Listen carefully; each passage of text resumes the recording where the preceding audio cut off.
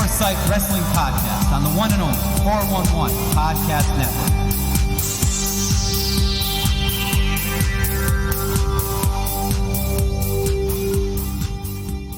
We are live in the lab, and there are no ref stoppages here. Steve, how you doing? I don't know. I thought about getting disqualified, but, you know. Yeah. Well, do you have a giant mallet? Those are okay. Those are okay? Yeah. But God forbid we hit a toolbox right. with a sledgehammer. I wonder if Triple H knew about those inside rules. the cell.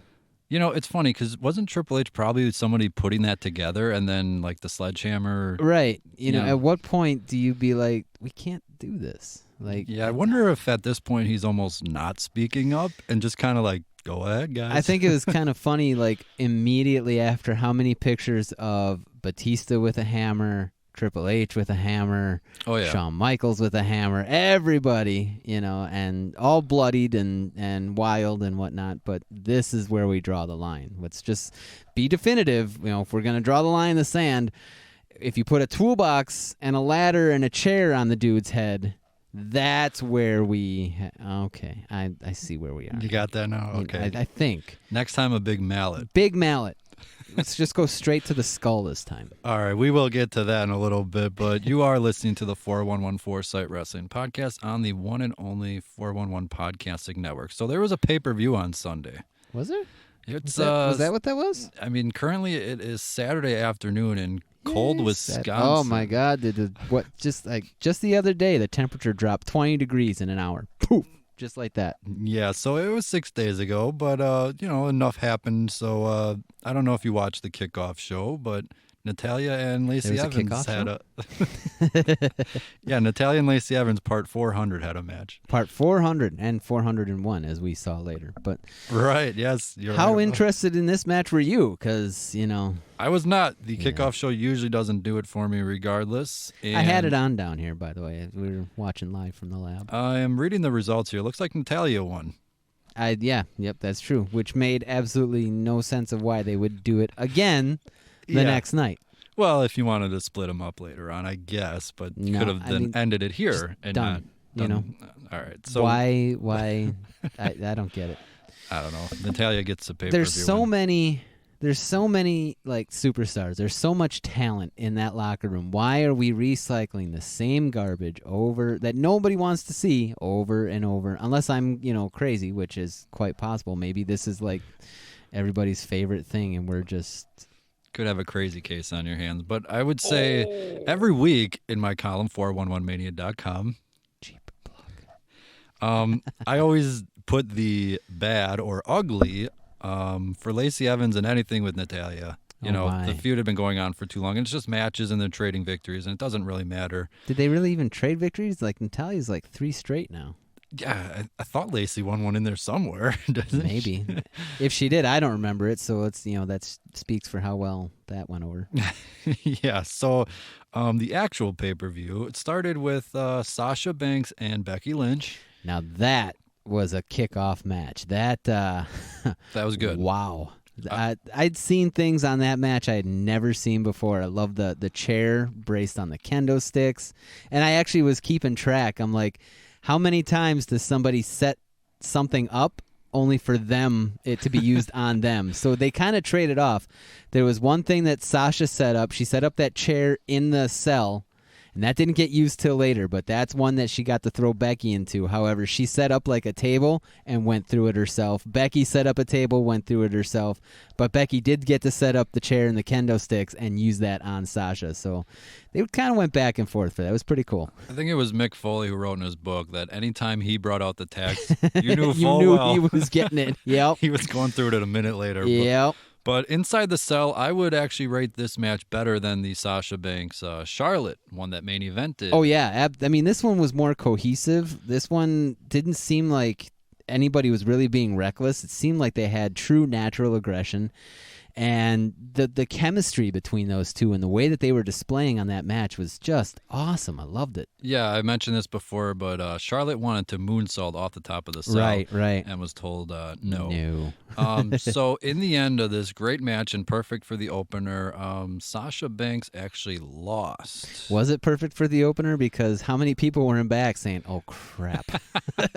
We got to follow that. Considering they had 3 matches announced 2 days before and 4 matches the day before, and I think 8 about a few hours before. I think it was 4 matches up until maybe a couple hours before the pay-per-view. And then all of a sudden they're like, oh, yeah, bing, there's like 6 others. So it needed to obviously start with one of those or else it would have gone bad. But Becky retains. Yes, she does. And that, go Becky, man. That was awesome. She is the man. This indeed. will fit into the draft later, but she says a year ago, what was it? A year ago, she was the #1 draft pick to SmackDown, and then she ran that division, and now she runs the whole bleeping business. She does, and we will get to the draft in a little bit here. But up next, we had Roman Reigns and Daniel Bryan teaming up against Eric Rowan and Luke Harper, tornado tag rules, which I thought helped a lot. Absolutely it did. I kind of like the free form, the just go on out and go wild on each other. Yeah, a lot of times I think that all tag matches should be tornado because they're just way too exciting, but then obviously, that's not basically no rules. That kills the chemistry of the tag. Yeah, it kills the tag and the whole point of a tag team. And like the double team moves when you only have 5 seconds to, do whatever you got to do there. Yeah, so I like this match. I should say a 5 count, not 5 seconds, because you can extend. Obviously, the 10 count outside the ring is not 10 seconds. Depending on if your buddy is the referee or not. Yeah, you got that too. But to me, this felt like the end of it, and it was not mentioned at all in the next few shows. So this felt like kind of the end of the whole saga of who attacked Roman and stuff. Yeah, I think we're done with that one. And Reigns and Bryan shaking hands afterwards leads to me to think they hugged it out, man. Yeah, they hugged it out. Nice throwback there. Yeah, right. I was happy that he embraced the yes chant back to getting them to do the hug out thing. Were you still waiting on the kick to the head from Bryan? I was waiting. I right up until the hug, I was like, yeah, but I was wrong. I happily will admit that I was wrong on that one. Yeah, I think Bryan should stay face. I thought that when he turned, and then I honestly at this point see Bryan going to Raw, and Reigns can then stay on SmackDown. Yeah, I agree. Yeah, they did put a lot into this new Daniel Bryan heel character, but he just feels more natural as the good, upstanding guy. Yeah, and even as the tag champs, they never changed the titles to the hemp and anything like that. Right. So it just kind of slowly went, and then I guess Rowan and Harper are back together, so yay! I guess we can all move on from that. So up next was one of those lovely unannounced matches, Randy Orton versus Ali.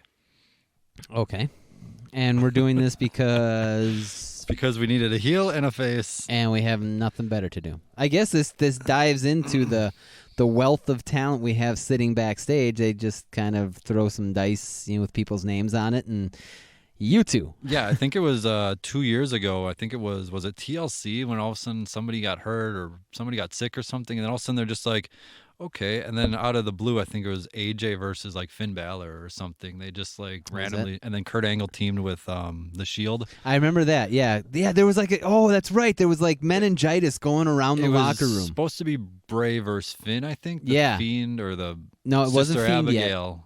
Sister Abigail versus the Demon or something, and then all of a sudden they're just like, okay, whatever. And then AJ flew from across the country and puts on a 20-man classic, just like they can plug in anyone. Like, oh, someone's sick. Oh, here, let's put this person in. So I thought the best moment of the match was obviously when Orton went for his RKO, and then Ali did some ridiculously, he did almost like a handstand to block it. Oh, yeah. Yeah, that was crazy. And then Quick caught him with a crucifix for a quick, roll-up type thing. And then Orton kicked out, and then hit him with the RKO Well, for the yeah, win. because he was jumping through the ropes to do something cool. Orton caught him with the RKO. I mean, I thought it was a good ending to the match as far as, Randy Orton doing what he does.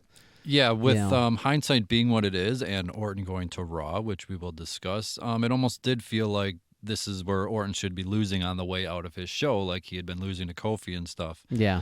Kind of like finishing up in a territory. It almost felt like Ali could have used this to kind of springboard on SmackDown, and then Orton can start fresh on Raw. Nope.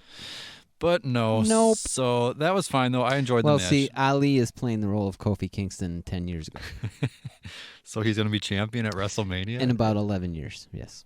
All right. I look forward to that. So if we're still doing the podcast in 11 years, if any of us are still alive in 11 years... Well, I suppose it's not too far-fetched, is it? Thanks. This is what a day. So Asuka and Kairi Sane, I think they're with Kabuki Warriors. What were they doing again? They were doing nothing, but suddenly they get a tag title match. Oh, hey, congratulations. What did you do to get here? I mean, it's all good for me, but again, made zero sense. And Alexa Bliss actually said this before the match. She'd said, well, what did they do to deserve this? They're undeserving and all this. Right. And in hindsight, that set the seeds that Asuka and Kairi Sane were going to be heels, that they were undeserving and they were... So in Bliss and Cross were faces. So they're the face now. So I just want to make sure I'm getting my story straight. I mean... It's a little bit of a leap on logic, but that's the way I'm going because it doesn't matter. We have new... you think logic applies to wrestling? You're a funny guy. It does when we have the Green Mist returning and new tag champs, Asuka and Kairi Sane. What do you think? Throwback to the Great Muta, man. Yeah, for me, it's... Tajiri? I was going to say, for me, it's Tajiri. Yeah.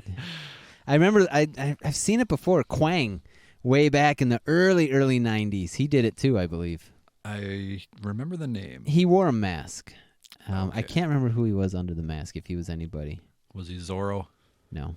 Okay, dang it. I'm going to have to look that up. You keep talking. I'll always keep talking. So I've been the one rambling about Asuka and Kairi Sane forever, saying this is going nowhere. And I will point out that my big contention the whole time was that Paige was managing them. Right, and now she's not even there. And now she's not champions. there. So thank you for my months and months of crying and whining about it, and no Paige and suddenly tag champ. So good on them. I like the Asuka and Kairi Sane pairing, even though Asuka going back to NXT or even Kairi Sane going back to NXT would have been intriguing. But them obviously as the women's tag team champions is good. Pretty much, I mean, Iconic's already been in the background, but pretty much shuts them down for a while. So I enjoyed the match. Right away, I thought, oh, Nikki Cross and Bliss either are breaking up or kind of going their separate ways or whatever. But again, the draft, we'll get to that in a little bit. So overall, I liked it, and kind of a surprise that an unannounced match actually led to a title change. Yeah. By the way, Quang was Savio Vega underneath the mask. Of course it was. But yeah, he used the green mist as well. But no, I think that definitely Asuka and Kairi Sane are deserving. They're talented as all get out. It's just they have such a hard time getting momentum behind them in the spots that they've been placed in. Yeah, I'm so glad they followed up the next night on Raw with Becky and Charlotte. And Becky actually mentioned the last time they crossed paths, Asuka won. Right, and made her tap out at the Rumble. Right, so right. I thought that put her right. She did, yeah. So I'm glad that the momentum continued. Just as the man thing was kicking off, because then she comes up at the Rumble and lays waste to everybody. Oh, yeah. Up next, we had a 6-person tag. It was the Viking Raiders with a mystery partner versus the OC. I had no clue who they were going to pick. I thought Cedric would have been too obvious. Yeah. Would have been like, well, that's not a surprise. And it ends up being Braun Strowman. And my problem with this match was, it's fine as a 6-person tag, filler on the card, let's fill some space. My problem was, if you're going to build up Braun Strowman and you're going to have him going against Tyson Fury and you're going to have this big showdown at Crown Jewel and Braun's going to be this big monster, you're telling me he couldn't have pinned Carl Anderson or Luke Gallows, probably not AJ as the U.S. champ, but he couldn't have picked up a win over one of the two goons. Instead, Braun Strowman, it's a DQ finish. Yeah. I mean, come on. You got to give us a finish, especially what happened later on in the night. Right. Like, if you're going to have one BS finish on a show, fine, I get it. But two, especially when Braun here could have easily done it. They did the post-match with AJ getting knocked out so they could show his punching. Oh, yeah. So that was the whole point for the boxing thing. But, Braun should have won here and just looked dominant. Honestly, probably just like piled up all three of them to pin him and then looked at the camera and said Tyson Fury. Right. But nope, yeah, DQ, pointless. It was they're so haphazard, it seems like, in their storylines. Like, they just don't even care to keep things, flowing. We have no desire to be kind consistent. Consistent, cohesive. Well, I don't know. It just seemed like common sense. Hey, guys, Braun is facing Fury at Crown Jewel. Right. How about Braun beats Carl Anderson? All Yeah, right. why not? I mean... Nah, let's do a DQ and make it all messy and, okay. So that, we can have a riot on our hands at the end of the night. Well, let's hope not. So Street Profits did their usual backstage crap. Been there. That would have been pretty bad. Oh.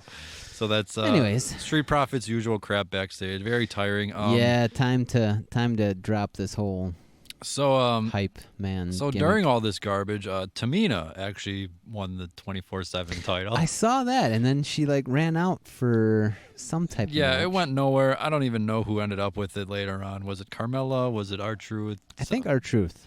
R-Truth. Well, eventually it doesn't matter either way. So I think at the end of the night, R-Truth was the champion because I remember seeing a tweet of him dancing with the belt. I don't know. It's I've lost track. I think EC3 won it like 3 times a weekend to go overseas and then lost it right back. Oh, Who's that again? EC3. No, does he work there? He does. You know who else works there? Who's that? Chad Gable. Who? Or I'm sorry, Shorty Gable. Oh, I know him. So he defeated King Corbin. So 2 guys with new names. Isn't that twice? Still facing each other. I don't know. It doesn't matter. But Chad Gable won, and then afterwards was announced the winner, Shorty Gable. And it was like, oh my gosh, it's really happening. I mean, but you know what? He could take this and he could so turn it into something because he could have this whole slogan now of "You just got beat by Shorty G." Well, when even I think it's Brazzers is ripping on them. I saw that. All they posted. That was so bad. I mean, that's all it is. That was for the end of the night, though. We have to. Well, today they posted. Oh, they did another one? They tweeted that tweet, and all they posted above it was Shorty Gable. So pretty much saying, I rest my case. I mean, when you got, I don't know how what you want to talk about on your show here, but when you have a porn company, whoa, oh boy, trying to give you, I mean, we all know about the Pizza Boy showing up and what happens there. When you have them trying to give you logical storylines, yeah, really, you need to examine. I mean, his name is Shorty, so we'll leave that alone. Shorty G. Shorty G. So you just got beat by Shorty G. Speaking of getting beat, that was a Brazzers. That was horrible. That was Brazzers. That was really bad. Wow, I'm sorry. I think you need to put the vulgar rating on this particular episode. I don't think so. So Charlotte Flair defeated Bayley, new champion. And so Charlotte lost in her home state. Bayley loses in hers. Right. And Charlotte is, 10-time champ at this point? 10 times. She's broken the record, folks. 10-time champ. And we'll get to what happened later in the week. But at this moment, I did like where it finally seemed like Bayley kind of snapped. Yeah. She's kind of been playing the She was so in-between. sad. Did you see that? She was. She's like, why always me? Right, and she was telling people to shut up because they were mocking her, and I the think, poor girl. In hindsight, going back, it looked like the chair shot that she hit on Becky was more of her helping out Sasha. And then she was still using the entrance, still smiling and stuff, and not looking like I'm a role model. What's the big deal? And then her tapping out here was kind of like, all right, screw it. Yeah. Well, she tapped and then snapped. Yeah. So I thought that was interesting, but again, what happened later on in the week, I thought was even better. So absolutely. So our main event. Are we at this already? Are we here already? I mean, the show was only a little over 3 hours, so I like the lengths have been shorter. That's crazy that it ended I remember when the little graphic came up that signifies the end. I looked at my clock and I'm like, I could still watch The Office and before I have to go to bed. My little sister loves The Office. I love The Office. I don't think I've seen one episode ever. I binge watched the whole thing and I'll still catch it. She says she watches the show over and over. I'm like, I could give you some shows to watch. You need to watch this one. You'll get hooked just like the rest of us. All right. Well, the main event. Fact. The Office. Got it. Cheap plug. Anyways. Do you even want to, I don't know. I mean, we got to, right? We got to talk about it. Well, is there anywhere to start? Should we just go to the finish? Can we just say? Well, let's start. The match was good. Starting off, okay, number one, it was weird that it was all red, but that makes sense of why the cell was all red. Yeah, it was all red last year. So. Oh, really? Yeah. I think they had a new cell to a new cell to sell for merchandise. The new kid's toy was red. Kind of like when Braun wrecked that car, and then they had like a car. Oh yeah, thing. I saw that. Yeah. So I didn't like it last year. I still don't like the red color. So I wasn't the biggest fan of the red lights. Like I mean, lighting on camera, you could see it pretty well, but I saw some pictures from the arena. It looked like it was annoying as all could be. Well, here's where, first of all, I'll quick say the entrance was awesome. He still had the head in the lantern. Yes, so yes. I thought that was cool. And his music is amazing. I love the that. music. I don't know who came up with it. The CFOs are still working with them, but whoever came up with that new tune. Something orange. Well, that's the Code band. Orange. That's the band that did it. But I'm thinking that the musical directors of WWE kind of arranged that and said, "Here, play this." Yeah, for my column, cheap plug, 411mania.com, I actually posted his music as one of my inserts. Yeah, I love the song. I love the entrance. He has a head back. I thought that was awesome. Very cool. And the lighting, I'm hit or miss. I think we'd actually talked about him doing lighting because we had talked about Sin Cara did it. Yeah, exactly. And yeah, it was annoying. And even Sin Cara's was a little softer. Like it wasn't as holy crap red. So even that, I kind of defended with Sin Cara's like, look, they want this guy to be a big star. They want him to stand out. They want him to be different. And each time before a match, they'd always say, coming up next, the sensation, Sin Cara. Yeah, right. And, eventually it wore off, obviously, for Does different he still reasons. work there? I don't know who. What would happen if Sin Cara and The Fiend had a match? Blue and red? I mean, Raw versus SmackDown? Anyway, my long story short here, I'm saying I understand 205 Live. I understand wanting him to stand out. Yeah. So the lighting and all that's probably annoying in person and kind of sucks. But you know what? If the Fiend is going to be different, he gets the different graphics and he gets the whole entrance and everything about him is different, then even his matches have to stand out in some way. I suppose. It's kind of like that House of Horrors match where the screen... Weren't you at that? Aren't you there for that? No, that's when Wyatt beat Orton, non-title. Non-title. So Wyatt got his rematch from Mania, non-title. Right. And it's because Jinder Mahal came out. And we had these weird graphics going on the ring. No, yeah, I was definitely not there. I was at the Mania where they had the... Yeah, that's what I'm talking about. Where I thought you meant like in the... Like when they went into the house? No, the one where basically like all of a sudden they would pause or whatever and a graphic would show up in the ring. Was that actually projected on the ring? Yeah, we were there and just kind of kept wondering and kind of were just like, we got to watch this back. So you didn't see anything at the show? Yeah, we saw it and we're just like, huh? So it was weird. And so it was a projection onto the ring? I don't know how it was. I'd have to remember, but I remember going, yeah, we got to watch this back because, what's going on with the lighting and then, the snake or whatever on the entrance. I think Orton made fun of how it looked and stuff, but it was very different. But again, I like them at least trying something new. Right. Yeah. And I think it was the year before that, but you know how at a baseball or football game, they'll, like, da-da-da-da-da. Yeah, right. And then on the big screen, it'll say charge. Yeah. They actually had chants on the big screen. It never caught on, but I thought, you know what? Other sports do it. So, even at a show that's filmed, they'll say applause or laughter. Yeah. But, I guess them kind of forcing you to do that. You can't force a wrestling crowd to do anything. No, and I don't think we figured this out. I don't think now. they ever did it again, honestly. I'm trying to think if it lasted more than one day, but all right, we're rambling aside. Because we're trying to avoid the obvious. We're trying not to get to it. But what a stupid finish. The dumbest finish. There's so many different ways that they could have gone.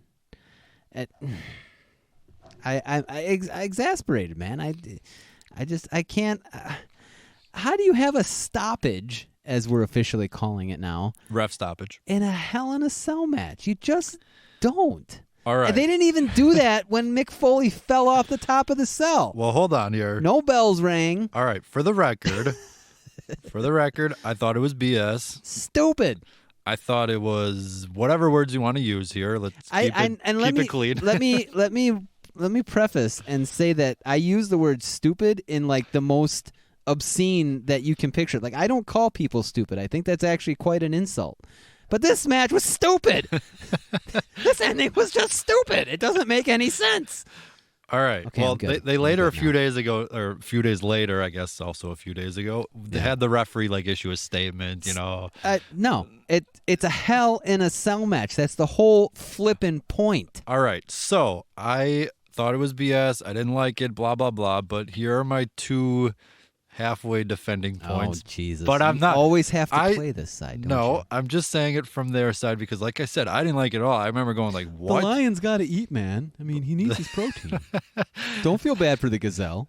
The lion's got to eat. Hey, the architect's got to eat. So anyways, all right, here is my halfway defending point. Becky and Rollins were both staying on Raw. That's what's going to happen. Okay. And it's certainly better than The Fiend losing. I mean, he took 11 curb stomps, but yeah, certainly better than him losing. That would be like Lesnar returning to the company in 2012 and losing his first match back. Let's recap. Oh, wait, he did. In one match, we have weakened our champion. We have completely weakened his finisher. And then completely weakened this crazy, awesome character that we've been building up for months and months and months. Right on. Way to go, guys. Proud of you. All right. So the point of Rollins being weak, he's been weak every week. I remember him cowering in the corner every week in the build-up. Right. But here's the thing. For everybody looking weak, the opposite looks strong. So I would actually say Wyatt kicking out of 11 curb stomps. Like, he's an absolute monster. And I think even one he kicked out at one. Then he took saw that, three the in very a row. first one, yeah. 3 in a row, and then he literally stood up. So Rollins was basically looking weak so he could look strong. Now, did it go too far? Did it become almost comical after a million curb stomps and still kicking out and all that? It kind of like went to the next level where we've talked about this before, like finishers should be finishers. Right. Minus special occasions and all that. So here's my other point. I'm glad you mentioned the Mick Foley part. So the bell never rang in that. If you remember, they started on top. Yep. So that's right. They actually never did. And here's the counterpoint. The counterpoint is they did stop the match. They were wheeling him out. And they he were got saying, up. And they were saying it's over. So the precedent actually does go to that, and they were for ref stoppage. Now the bell never rang, and they restarted the match. Mankind ended up climbing back in, getting choke slammed through the cell. And then I think they locked him in, and JR is screaming, "Are you kidding me?" Right. Stop the damn match. So the precedent actually does go there that, yeah, they did want to stop it. And I think it was Lawler or something, because JR's like, "We're sorry we advertised the match, blah, blah, blah." And then Lawler's like, "You're apologizing for that? That's the most incredible thing I've ever seen." He's like, "Well, we were expecting a match. Sorry, King." And then okay, but look at how that match played out. Look at what all happened, and the fans got their show. You go through this entire match in red light with craziness, and you're just going to ding, ding, ding, we're done. And that wasn't the main event. It was Kane versus Stone Cold First Blood match where Kane won it for one day. Yeah, that's right.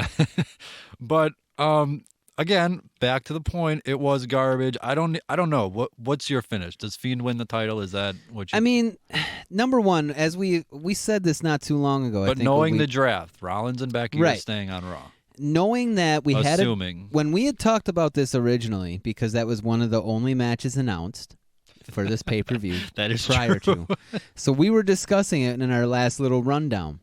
And I had said that I think it is too soon for Bray Wyatt to be in this. Now, if you didn't want him with the title, but you wanted to keep him strong, don't put him in a title match. There are so many other superstars. We have Bobby Lashley. You got Rusev. You got Braun Strowman. I mean, there is so many other talent that you could have this Fiend running roughshod over. You don't have to put him in the title picture right away. You need to let him build up the strength. Maybe like we were talking, he builds it up, he wins the Rumble, and then we go crazy on this storyline. Then it would be appropriate to see him winning the title. Right now, after only having really one or two matches, like it's not time for him to be in that conversation yet. Yeah, the WWE account earlier in the day had said, "What's the finish going to be?" For the I saw that, and that disqualification is one of the options. Submission. I looked at that, and I'm like, why would you even... You can't have a disqualification. Nobody would answer that because history tells us we don't disqualify in Hell in a Cell, because that's the point of a Hell in a Cell match. We've already done DQs. We've already gotten counted out, so now we have to put a freaking cage around them. What if a ref stoppage was one of the options? Well, all right, so to make matters worse... they had a non-finish last year in the Cell. Right. So where is... When Braun had his Money in the Bank cash-in against Reigns, and then Brock came in, kicked the door down, and destroyed everyone. And didn't I hate on that too? Like, I didn't like the non-finish there either. I can't remember how long we've been doing this. We weren't, but they then led to the triple threat at Crown Jewel, and then obviously Reigns had his thing come up, and then it was just Lesnar versus. No, we were doing this. Braun. I think. No, we weren't. So, anyways, because didn't I rage against Crown Jewel too? I don't know. I know I didn't watch it. There was a whole point there where I was like getting kind of sick of WWE, and that was right around the. It was. There was. Yeah. No, it was this April or May, whenever they went before. Oh, but definitely not last year. Do we do Crown Jewel all the time now? Is that like our thing? I don't know. 4 times a year, Crown Jewel, Crown Jewel, Crown Jewel. Well, no, the last one was whatever it was, and then we had a Greatest Royal Rumble. Greatest Royal Rumble. Why can't I? And then a Crown Jewel. What was the one earlier in the year? Why can't we think of it? Was it Crown Jewel? I think. No, it was. Uh-oh. It was something else, like as. Dang it! Why are we thinking? Was it Super Showdown? That sounds about right. Sure, we'll just say Super Showdown. So, anyways, Super Showdown. So again, knowing Fiend was going to SmackDown, which we'll get to, and Rollins and Becky were staying on Raw. I don't know what the finish is, but like you said, it shouldn't have been there. If you don't know, then don't do it. But then again, what would Rollins have done this month? Who does he feud with? Again, there's so many other talent that you could have built up. Could the Fiend have destroyed like a Rey Mysterio, or like you said, Rusev coming back, or anybody else on the roster? Could him and Braun brawled over the Wyatt family name? Oh, that would have been crazy. Or something, but again, you're going to put him in the title match. It was almost a Lacey Evans. She came up right away into Becky, and it was like, well, she ain't going to win the title. And it's like, well, then she's going to lose right away. And then where does she go? Like, now Lacey is floundering on the card because it doesn't seem logical to put her with anybody because she's already lost for the title. So what is she going after? She's going after nothing. Exactly. So now, like, what does the Fiend do? Like, does he have a future? I mean, obviously he does because now he's on SmackDown and on Fox, and there was no, definitive finish. But now we don't even get that. Like, no, I'm still waiting though for some loophole where it's like, well, all this kicks in after the pay-per-view or after Crown Jewel, and then it's Survivor Series, like what was advertised and then deleted. Yeah, I never know what they're doing. They also advertised 205 Live last week and then just said, yeah, the show ain't happening. So poor cruiserweights. Poor 205 Live. But anyways. They tried so hard. So minus the ending, I actually thought the match was going good. I thought the crowd finally got back into it. They were kind of a not so loud crowd all night. They got burned out from Becky and Sasha. Yeah, and then even the tag match after that, it was 1 hour and only 2 matches in. So each match got like 30 minutes. Plenty of time. But yeah, after that, there's just a bunch of unannounced matches, so it's like you can't expect too much from them. There was no investment in the pay-per-view whatsoever, and then we get this ending. I don't know. So I think a lot will be made about the ending, and obviously rightfully so, because if you go see a movie, the last image, the final scene is what sticks with you. Which, by the way, Joker. Oh man, the final scene. Yeah, was it good? I see a lot of movies. Yeah. This may be movie of the year. Really? Wow. Maybe. I've been hovering on the fence of whether I want to see it or not. I see a movie almost like every weekend or every other weekend. So for me to say this, wow, it says a lot. So it does. Actually. Very good. Anyways, but I know the ending is what everyone will remember. But on the whole, I would say actually with, a few matches announced, they actually, like Orton and Ali, and then the women's tag title change. So I think they actually came through with a good show. But the ending... Right up until the end. The ending, I don't know. I think everyone's going to blame Vince, as usual. It's his idea. He's the, but... Well, there was a story that came out that he basically was backstage and kind of laughing at himself that he knew he screwed up, but I don't think he cares. He's got his $1 billion from USA. He's got his $1 billion from Fox, and he's starting up the XFL. I think he could really care less about how a B-show pay-per-view that he didn't announce turns out, Yeah, I always wonder about these quote-unquote stories that always make Vince look bad. I always wonder who the source is. It's probably Vince himself. Go and tell him I'm horrible. Tell him I'm the worst. Yeah. So did you enjoy the pay-per-view as a whole? Yeah.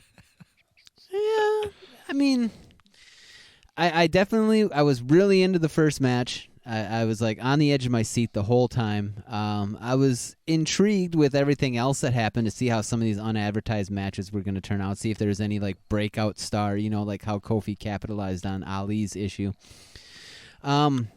But like you said, like the lasting image, the last thing, the bad taste in the mouth or whatever is the last thing that is the thing that you remember about the show. So while I could have enjoyed the show, I honestly almost forget about it because I was so soured on that ending. I mean, we brought out a giant mallet, and that didn't end the match. No, those are okay. Apparently, yeah. And I love that giant mallet. I thought that was brilliant, like incorporating the Firefly Funhouse into this psychotic cell match that was obviously going to take place. Yeah, and I think the ending would have worked without the cell because you see it in UFC, ref stoppage. If a guy's laying there knocked out, just getting pummeled, the ref's going to... Right, I would be all about that if it wasn't a cell match. So if it was... the mallet, Rollins was still defending himself and oohing and eyeing and fighting. Right. You know, obviously Bray was laying there motionless and Rollins took a sledgehammer to his head. So normal and then match... 5 seconds later, he gets up with the mandible claw. So restart the match like we did with Taker and Mankind. And I will, I hope you guys got your shot ready because what'd she say? This was the point. This was the only match Holly paid attention to. She came home work late. She worked more doubles. Oh my! She's been working doubles, so I think she should take a shot. She worked doubles tonight, last night, whatever. Shout out to Holly. She's getting there. She's a trooper, man. She's doing it. So she paid attention to this one when Wyatt did the neck break. That was crazy. She goes, and covered her mouth with her hand.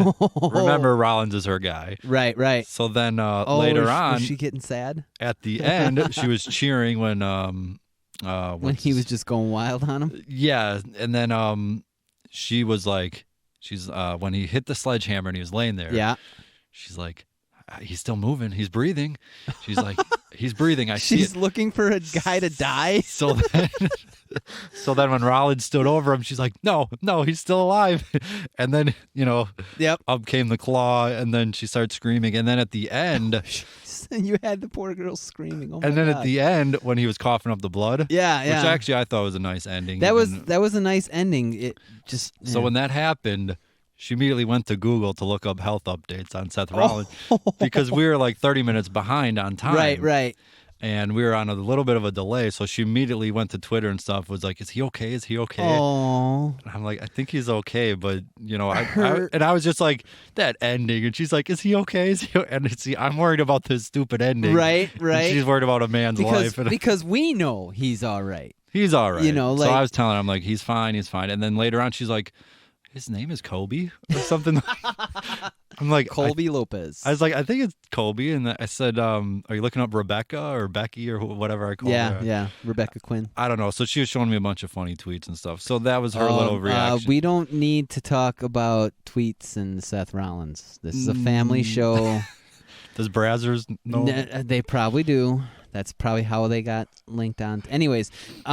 You know what makes me I just love like Holly's like little naivety to the whole wrestling scheme. Like she's legitimately concerned about a man's well-being, while you and I are like, that finish is horrible, creative sucks, and she's all like, is he okay? Is he bleeding? She did the same last year with Hardy and his ear getting ripped. Yeah. And then when he went to the top and did like that seesaw and then landed through a table to lose to Orton. That's right. Right after the match, she Googled Jeff Hardy health or something like that. Jeff Hardy update. I think we watched that one the next day too. She's such a mark. So, but I get it. Sometimes it's awesome, and especially because you stretch it out. Then it's like, you don't know sometimes what's going on. So I almost have a more favorable opinion of this match now, knowing that it got her. Well, I always say that. I mean, I don't want to say in the she's internet. She's a casual fan. Well, she's the casual fan. We're in the internet bubble where we watch it and go, what a stupid ending. And here's a casual fan that only watched this because the Fiend in the head, which she didn't want to watch because it was too scary. So, it is pretty creepy. I'm sorry. So that's freaking her out. Yep. And then she's cheering on Rollins. And I think you remember when Lacey Evans and she was yelling for Becky to come out and help her. And then when she came out and beat on Lacey, she was yelling, So anyways, so she was going nuts on this, but that's a casual fan. They're probably watching The Fiend or they're watching, Rollins spitting up blood and going like, what is going on here? So do you think that they tailored the story or the chemistry of this match for the new people that they are possibly drawing from Fox, people that aren't as well-versed as you and I that haven't been watching it for 20, 30 years, you and I, we watch it and we start analyzing, well, creative has a really bad view, we've seen blah, blah, enough blah, of blah, it blah. to kind of know. Yeah, exactly. We're no longer the 7-year-old kid being like, go Hitman, and wondering if he's, Hey, we're not. We're not. I mean, I'd love to think I was 7 years old, but I'm not. By the way, we're not going to talk about this, but Edge seems to be... Yeah, that's back and forth. No, he's not, and no, he's not. Well, of course he's going to deny it. Right. Everybody denies it. I've said it a million times, but Sting to me is still going to come back and face Undertaker. No, he's not. But anyway, Edge, hate to that's burst something your to watch bubble, out man. for. So any closing thoughts on the Cell? No. Nope. I've given all my thoughts. I think we don't need to expound any further. Their creative needs help, man. Seriously. All right. So speaking of creative, Raw. Yeah. Yeah, so we're just going to hit a few bullet points here. First, I'll say the commentary improved, but, Lawler leading the charge. It seemed like they had a little more conducive structure, but, yeah, they definitely, you can tell that they're not. Who's the one guy who was all the way left, I think? Vic or Dio? Dio, that's his name. He just didn't have a whole lot of input. No, he'll say something every now and then. Every now and then, yeah. That's okay. I think they'll get there, but still, commentary not good. Lawler in October 2019 as your main guy talking, not. Yeah, we need to. Good. Browse the talent pool a little more. I'm kind of jumping around here, but Braun Strowman and Tyson Fury's brawl was the end. I thought it was an okay brawl. I did like how they eventually got to each other, and the fists didn't look that good, but eventually they were brawling, and sets up Crown Jewel. So I thought was there some fine. actually legit? I couldn't tell. Was there actually some legit shots laid? Fury's first few were not at all. Probably just getting his feet wet. Right. But after a while, Braun was probably telling him, dude, lay it in or something. Probably telling him to pretend I owe you money. It's like, what? You owe me money? And then I guess that was there was a match with Taker and Austin and the years ago, and I can't remember. I think Austin was still getting into the having the crowd behind him and all that, or maybe they had him or whatever, but he was super hyped up for this particular match, and he starts going after Taker, and Taker was like, do I owe you money? Because I guess he was just laying into him. Wow, I would not mess with Undertaker. Oh, no. So Asuka and Kairi Sane continued their momentum. It makes me think of the Shawn Michaels Diesel story. When Diesel was first brought in, he said, okay, you're going to be Shawn Michaels' bodyguard. So Shawn Michaels runs up to him, total shoot, and is like, dude, so I need you to actually be my bodyguard because Undertaker just heard me call him Big Red. So... So yeah, we legit gotta do this thing. And a friendship was born. Asuka and Kairi Sane defeated Becky Lynch and Charlotte. Made them look super strong. I thought that was great. The momentum continued. I was worried they'd win the tag titles on kind of Iconics and disappear for 2 months. Right. And been well, then that was pointless. But it'd be kind of cool to see Asuka and Kairi Sane actually tour the brands now, like they had talked about. That would be something cool. I would like that. It'd give a little extra pep to NXT on Wednesday nights. Can you imagine the pop that Asuka would get coming back to NXT? Right up there with Finn Balor, I would say. So Becky Lynch taking a rare loss on TV, so I thought that was good. But only because of the green mist. Oh, the Tajiri mist. Let's throw the asterisk on there, or the Great Muta if you go if you're as old as I am. There's always got to be an asterisk when a top face loses. Absolutely. Very rare clean loss. And you kind of have to, because Becky is in this position of being basically she's carrying the company. I mean, yeah, we can talk about Seth Rollins all you want. You can talk about that idiot that's holding the WWE World title. But really, the person that people are really tuning in to see lately has been Becky Lynch. I agree with that. She is the man. So speaking of man, we had a last man standing match. Lacey Evans, Natalya. This was finally the feud ender. It was, but I have to say, I've never really been a fan of last man standing matches, only because the end is so long. Because you have to wait till they count to 10, and you've gone through 20, 30 minutes of them beating the crap out of each other, taking the ring apart, getting stuff from under the ring, yada, yada, yada. And then you got to wait a 10 count, and it's like, every time. Come on. I don't mind them. I think Lashley and Braun just had a recent last man standing match that was good. Yeah. The problem with this one was it was literally... No, that one never ended. Lacey they went hitting... through the... Oh, they broke the thing. Yeah, they went through the stage, and then we just said, holy shit. And then it's over. I'll bleep that. Yeah, I think no, that's okay. AEW said it on TNT. That's true. So we're going by their rules. Is that it? Okay, awesome. So my only thing was Lacey would literally hit a move and then count to 9, which Natalya wouldn't even get up half the time. The ref had to stop at 9. Yeah. Like, you getting up or what? Are you going to finish this match? And then she'd hit her with a kendo stick, and then again, 9 count. And then she'd hit her with a big move, 9 count. So it did just drag on. So I'm actually not... On and on. I'm not against the stipulation when it works. Again, Lashley and Braun can brawl all over and do their thing, but... Right, but you got to make sure you have the talent to make it work. And Lacey Evans and Natalya, hey, we like Natalya because she follows you on Twitter, but... She does. That was not the two people to have a last. They could have had so many other feud-ending matches, really. No, and, it didn't help when they have had a match every week now for the past month. And Natalya ended up, getting up and then hitting a powerbomb off the stage, one move, and that was that. And I guess Lacey off the SmackDown. So, bye-bye. Our final topic for Raw, because I can't really think of much that happened, so if I'm wrong, I'm wrong. But we started off with Lashley and Lana. Yeah. Rusev getting pummeled. But Lashley and Lana on the big screen, and I guess Lana took her top off under the blanket, and then Lashley was laying in their bed at their home. And Rusev, hey, this is your robe. Okay, does anybody else? I just want to say this: when you wear a robe, why are you wearing the robe? Okay, now that you don't need to answer, just put this in your mind. I have a robe on now, and so then anyways, so to have another man wear your robe. Knowing what you do when you wear your robe, does anybody else? That's true. I'm just saying. I mean, yeah, you got things. Maybe Lashley misses sharing Leo a space. or Mrs. Leo around. I don't know, but you make a good point though. Yeah, I mean, why would Lashley do that? Why would Lana do anything? Well, I mean, it was her house, right? I guess, or Rusev's, or now he's no, out of not his, anymore his because bank accounts. They don't have a bank account. They don't have a house. I mean, Lana just. Straight up said, "I'm done." Poor Ruru. He is poor hashtag Ruru. I think that's what she calls him. We need Total to... Divas. She calls him Ruru. Does she really? I think so. Oh, and even in the ride-alongs on WWE Network, not even Alexander. I don't know. They call him Ruru. Her story, actual story is kind of interesting. She was born here in the States, went over to the Ukraine or Bulgaria or whatever, or Russia. And met Rusev over there, and they came back to the States. They met at training in FCW. From what I read on Wiki, I don't know if they met, but she actually lived in Russia. She was born in Florida, moved to Russia, and then came back.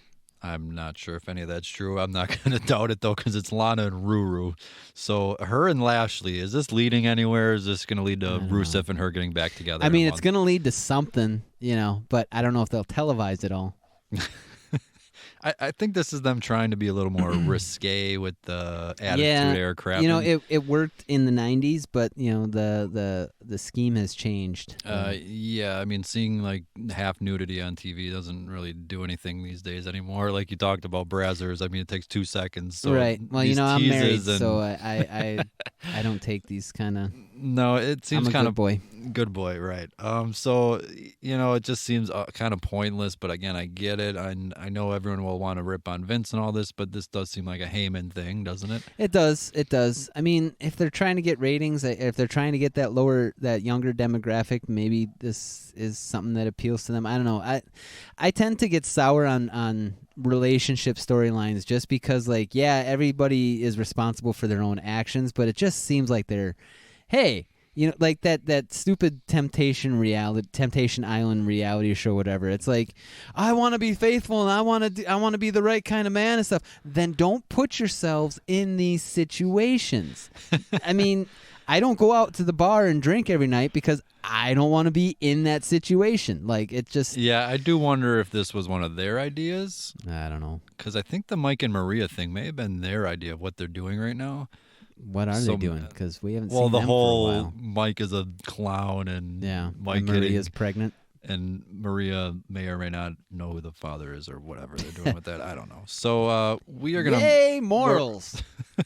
Still waiting for Maury Povich to pop in somewhere. But screw morals these days, right? I mean, it's raw. The test indicated that was a lie. That was a lie. Got it. Anything on Raw that you can think of, or Nope. we don't care? Really not.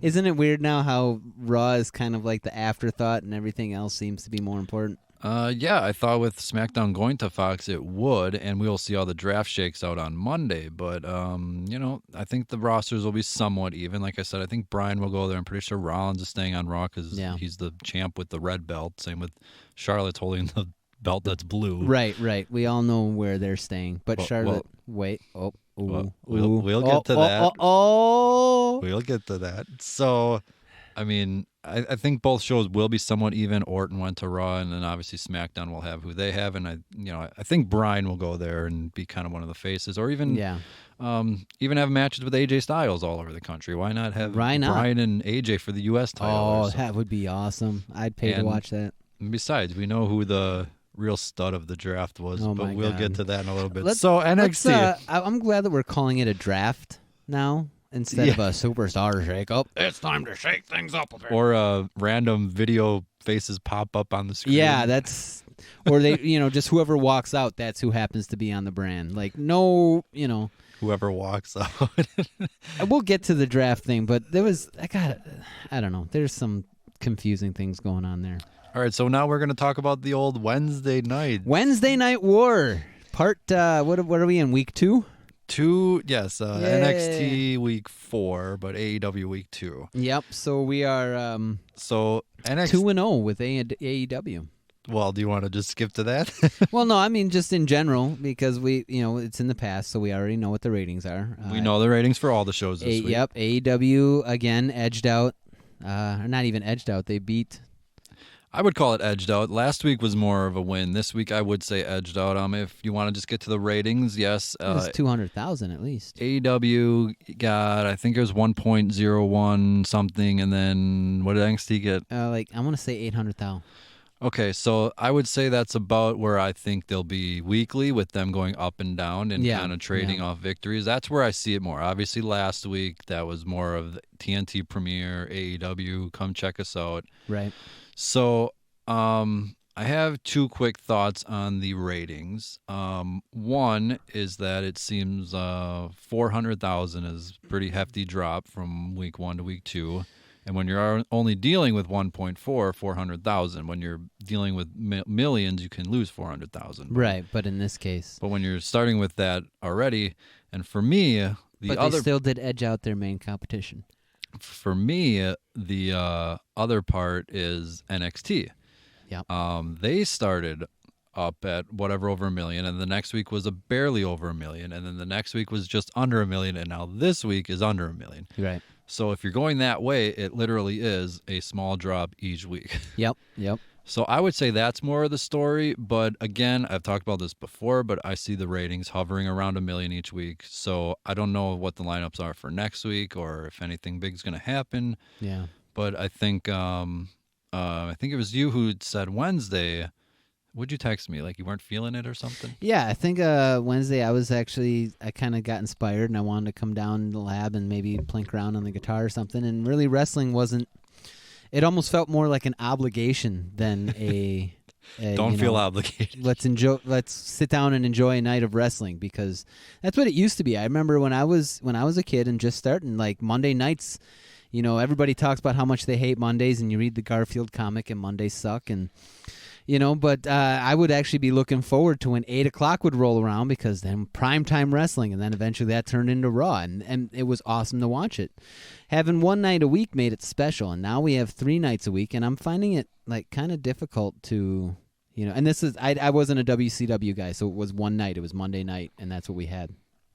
So I don't know, having 3 nights a week just seems like overkill, and it almost felt more of like a chore than an entertainment choice, Yeah, I actually would agree with that. Wednesday night, I don't know what the reason was. Maybe if it was just a hangover from the previous big week of everything, but just wasn't feeling it. I had NXT on my laptop through Hulu, and then AEW Dynamite actually got my big screen. Ooh! So that got So when Mr. Watry puts you on the big screen, that's how you know you've won the week. Well, when it gets the big screen over the laptop.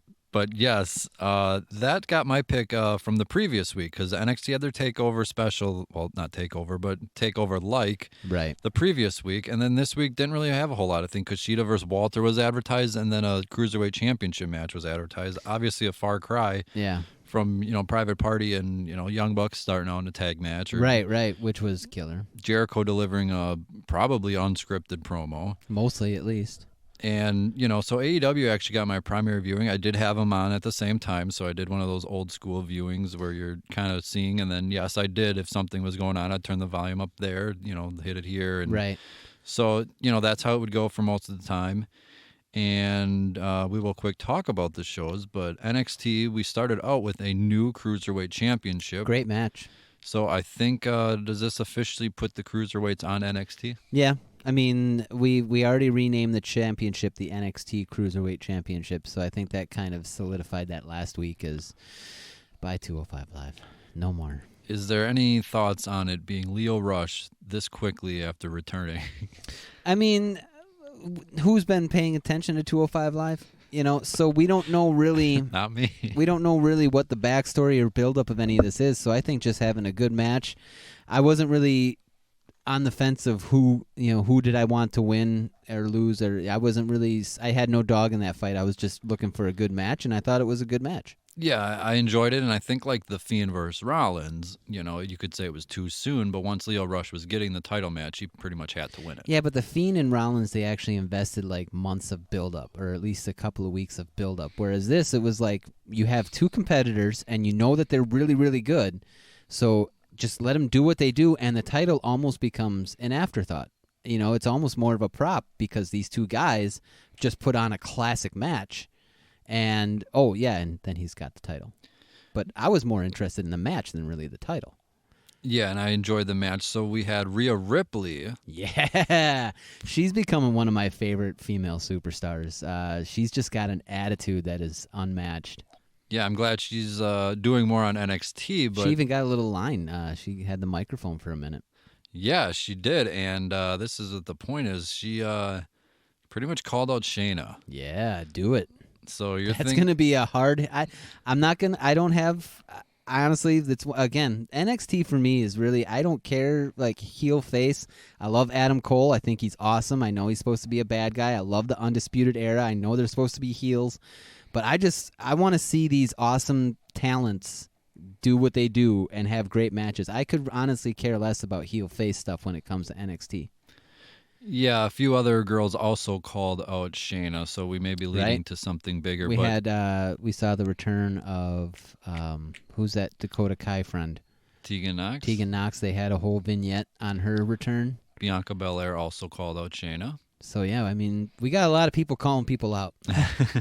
And we actually next week have a rubber match between Keith Lee. Ooh, and Dominic Dijakovic. Okay, good thing I'm pronouncing that. I got your back, brother. I was going to say Dominic, but then Mysterio's son may show up. So with a shaved head, or I'm looking forward to that. Not with a shaved head.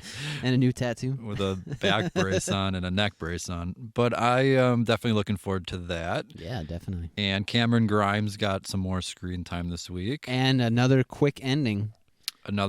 But now we see Killian Dane, which I don't think he's going to have as easy of a time with whenever they lock up. Whenever they lock up. Moving on, I don't know what else is really to discuss on this. Like we mentioned, Bianca Belair, she may be doing something else soon. For me, the main event was interesting because once again, NXT went with an overrun. Oh, yeah. And I know Ciampa had his little thing and, Roderick Strong and all that happened. But Walter versus Kushida, I don't want to say it was match of the week, but I enjoyed it a lot. It was deserving of the overrun. And I'm glad that, even if they got teased at the end, that Kushida would actually win. But Walter ended up winning, which I think was the right call. So I enjoyed it. He's still the UK champ, right? Walter. Walter's the man of all. He could win every title, and it would be fine by me. Will you answer the question? Is he the UK champ or not? Yes. Okay, thank you. Jeez. Pulling teeth with this guy. Well, him and, was it Tyler Bate had the match of the year? Yeah. Yeah, so he didn't lose it to... All right, I just want to make sure... I don't watch UK. No, I don't think he should lose for I don't know how long. I don't know. It's gonna run at Pete Dunne's record, huh? I'm trying to. I mean, that'd be interesting. I mean, if one right after the other. We only had 2 champions. But it established the title. You know what I mean? Right. So you need those 2 long-term champs. Legacy. So we're gonna stick on NXT for a quick second here. So I got a Twitter question. Uh-oh. I think it was supposed to be for me writing a column, but that ain't gonna happen. So it basically asks. Who asks? I don't have it up right now. Oh, you got to give a shout out to the guy asking the question. All right, I'll give him a shout out. Relax. I'm pretty sure I know who it is, but I want to get the correct name. So it basically asks, is NXT a world championship? Now hold on. Okay, all right. Right off the bat, I say Right no. off the bat. It does Okay. not count as a world championship. Why do you say no? Well, here's the counter argument. See, this is from WWE Trivia Generator on Twitter. That is At his name. WWE Trivia Generator. Any underscores? No. That's his name. That's his name. What's his at? His at is WWE Factoids. At WWE Factoids. So what does he say? Well, he says now that NXT is on national television Right. weekly, should the NXT title be considered a world championship? They're touring nationwide. Are they? More big-name superstars will be on the show. It's hard to completely outright deny. What do you think? I see that point. They have toured in the past, but the show has been coming from the same place every week so far. So the TV show. Right, the TV show. So technically, if you were just the casual fan, you wouldn't know that NXT is touring. They're pretty much stationary right and now. NXT will be touring Milwaukee in a month. Oh, well then. Wink, wink, nudge, Wink, nudge. wink. Anybody want to come to the lab? Anyways. Hook a brother. Right? I'm kind of on the fence with that because we were talking off air about I kind of distinguish between independent and quote unquote major.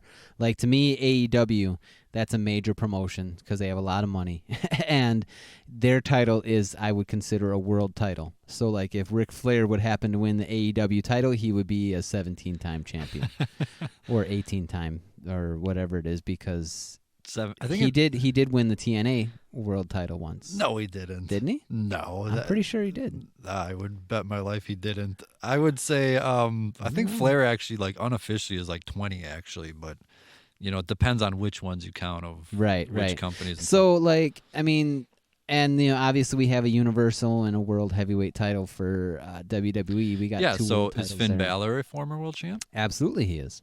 Is he a multi-time former? He was the NXT champ.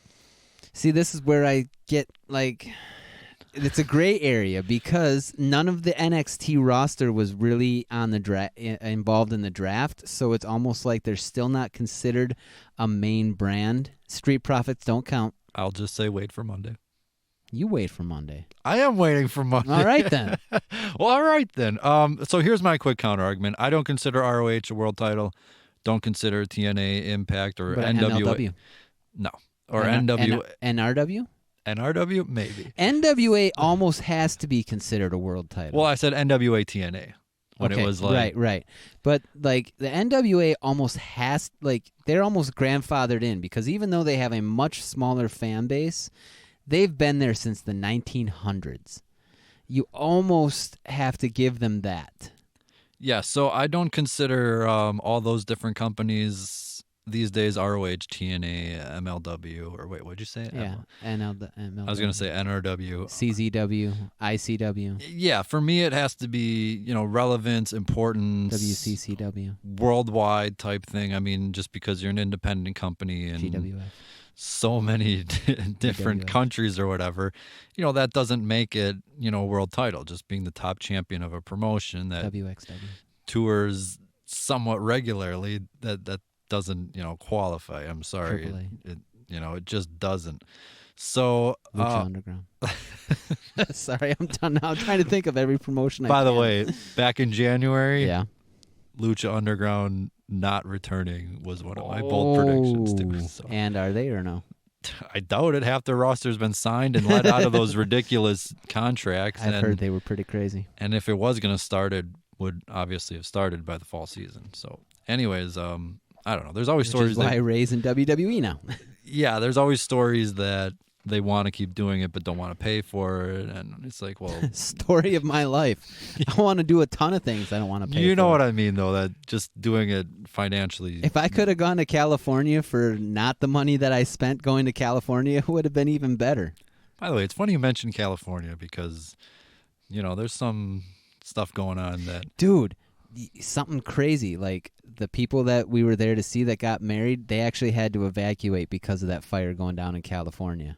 She's actually, looking... They have one of those doorbell cameras. Oh, yeah. They have security cameras around their house that she can tap into via the web. They're actually, checking, hourly to make sure their house isn't burning down. So are they safe? They are safe. They did evacuate to Northridge. Chris and Sonia, shout out. Shout out. But, they're safe. Their kitties are safe. They just don't know what is happening to their house. Well, they get updates on the web, and that's about it. But the freeway that fire started along, my family and I were driving on not a week before all this happened, and apparently it sprung up around there and actually hopped the freeway and continued on some 7,000 acres or whatnot that is just burning. And yeah, crazy. What difference a week can make. When we were out there, it didn't seem ultra dry, but I'm told there's places that cigarette smokers, you can't even smoke in your car in certain areas in California. It is that high of a fire season. Well, you shouldn't smoke anywhere. I agree, right? But I'm just saying, it's so enforced and restricted that normally, up here in Wisconsin, you see somebody smoking in their car anywhere. But, California, they are incredibly strict about all of that. And this is why. You kind of hijacked my tease for next I did. week. I'm sorry. California. Craziness. What's going on in California? There's a lot going on in California, but we will get to that next week. So, moving on to AEW Dynamite. Is this a plug for are we actually continuing something into next week's podcast? Well, I also said tune into Monday Night Raw. So, Dynamite on Wednesday. I don't know if you want a quick rundown on this. Private Party versus Young Bucks in the tag title tournament. So, I'd set my DVR. And I was like, oh, okay, I can, we weren't feeling it. You and I were texting that I was thinking about, doing some music and whatnot. And so I'm like, I got a DVR. I can come back to it later. I think I had dinner and whatnot. 40 minutes after 7 o'clock, I'm like, I just want to make sure that everything is recording. Go to flip on AEW. Nope, not recording. Completely missed the first 40 minutes. So was this a TV error or your error? I'm gonna go with a TV error because of course. I'm pretty awesome, and I wouldn't. You wouldn't forget AEW Dynamite the second week, would you? No, of course not. So while a lot of people had this as an upset, if you remember, I never had the Young Bucks winning this tournament. I didn't have them winning the tournament. I thought they would get a little further than the first round. But it's kind of cool that they did lose because now there's not they're going to win, feel it opens up the field. Well, there's 2 points to be made here. Young Bucks specifically wanted Private Party to join AEW. Right. So for them to pretty much bring them in, well, They're who did you think the rub. they were? Yeah, who'd you think was going to win? Right. And the second part is, I think Young Bucks have even said there's been a few matches already where they've wanted to lose, but then Tony Khan actually said, "No, you guys are winning." Oh, really? So Tony Khan actually has a say. He's not just a checkbook. Well, he says he's the final say. Oh, wow. So Young Bucks are more than willing to be losing. So the past whatever months ago when they were winning matches, but now you see them losing. They lost, I think, the 6-man last week. Yep. And they lost the Lucha, the ladder match. Right. So the Escalero de Muerte. There was a big debate about, if the Young Bucks should be losing this much. Yeah. I mean, if they're the big tag team and they're the big studs and all this of the company, again, diehards know what they can all do, but new viewers on TNT have now seen these guys lose 2-3 straight tag matches. But they've been spectacular matches, haven't they? Right, but in a company that talks about wins and losses, right? Well, so you know what? It gives them a reason for later on down the road to make a crazy run. Okay, we're 0-what? And then all of a sudden, if you recall a couple of football seasons ago when Aaron Rodgers said, we're going to run the table. Run the table. So, I mean, it gives a run the table storyline for when they actually do want to put the title on them. Yeah, it's just one of those, it's a debate about, if you're running the company, do you want to be winning every match? But now here these guys are basically losing the matches, and it's like, is that the smartest thing? I don't know. I think these guys like Young Bucks, Cody, maybe even Brandy to a point. Like I think they have what I like to consider like the long con storyline going, where they have a future plan, and what they want to do like going on in the future. So they basically are kind of planting seeds right now. And when the time is right, maybe a year from now or whatnot, they're going to be like, well, remember last year? Here we go. What a year we've had. Or we've had a pretty crappy year. Let's refocus and actually do this. And then they spend the next 6 months chasing the title or actually actively, bringing it back. They have a long con going on. It's called Tony. Ha. So the Inner Circle, that's the name of the... That's our first stable in AEW, really. Initial reaction, I don't like the Inner Circle name, but their new merchandise crashed the website. That, they got plugged on. I think the name is arbitrary. I think it's going to be the guys in it that are going to... Yeah, and I like Jericho going person by person, putting him over. Yeah. That was smart. I'm not sure about... I'm just going to call him Swagger. I'm not sure about him Hagar being the most dominant MMA fighter. And, I mean, he's dominant if you're not that good of an MMA fighter. I mean, and if you were listening, Jericho took 2 shots at WWE. Yeah, one was the We the People. Yep. Did you catch the other one? I don't think I did, no. He called Jake Hagar the best MMA. Oh, yeah, right. I did catch it. Best MMA fighter or boxer. Clearly a shot at Braun and Tyson Fury and that whole thing. I mean, it's fine, that little shot. I'm not going to mind it too much. But again, if it gets overboard or... I know he said bad creative for We the People. Yeah. But that's a little different than him just saying WWE sucks and all this stuff. I mean, Swagger smashing a hammer with a throne, or throne with a hammer. Yeah, I mean, and Swagger was made world champ, so he was more than taken care of there. You know, so let's not rip too much on him. But what'd you think of this promo, which seemed unscripted to me? It felt fresh and original, and it was nice, like you said, to get some of the more unknown guys like Sammy Guevara and LAX, or I'm sorry, Santino Ortiz, but Santana, yeah, him too, Santino, Tito Santana. Where's he been? I don't know, but a little quick note. He did say the S word. Yes, he did. He said he's going to beat the blank out of Cody. Right. I like that plug for Full Gear. And then he also ripped on Dusty Rhodes. If you remember that, he said, and your dad's a jerk. Oh. And then later on in the replays, because all the Turner broadcasts have been replaying throughout that's how the commercial said 7 million viewers have checked out Dynamite. Right. Which is like, well, okay, let's use some fuzzy math there. But, yeah, I like fuzzy math. The line about Dusty was edited out. I mean, because you don't speak ill of the dead. Cody had said he wasn't going to go there, so I don't know, maybe if Jericho just threw that in or, it doesn't really matter. So anyways, up next we had somehow a number 1 contenders match. Yeah, because we got Pac, who's 2-0. Against 2 top names. And yeah, 2 very top names. Yeah. And so we have Darby Allin and Jimmy Havoc. Both have a loss. I think they're like 1-1-1 with a draw, that's if you Darby remember, Allin. And then like 0-1-1 or 1-1-1. I don't know. Havoc is winless. And Cody, of course, on Twitter defended it, by saying, well, it's the quality of the opponents and all this. And it's just like...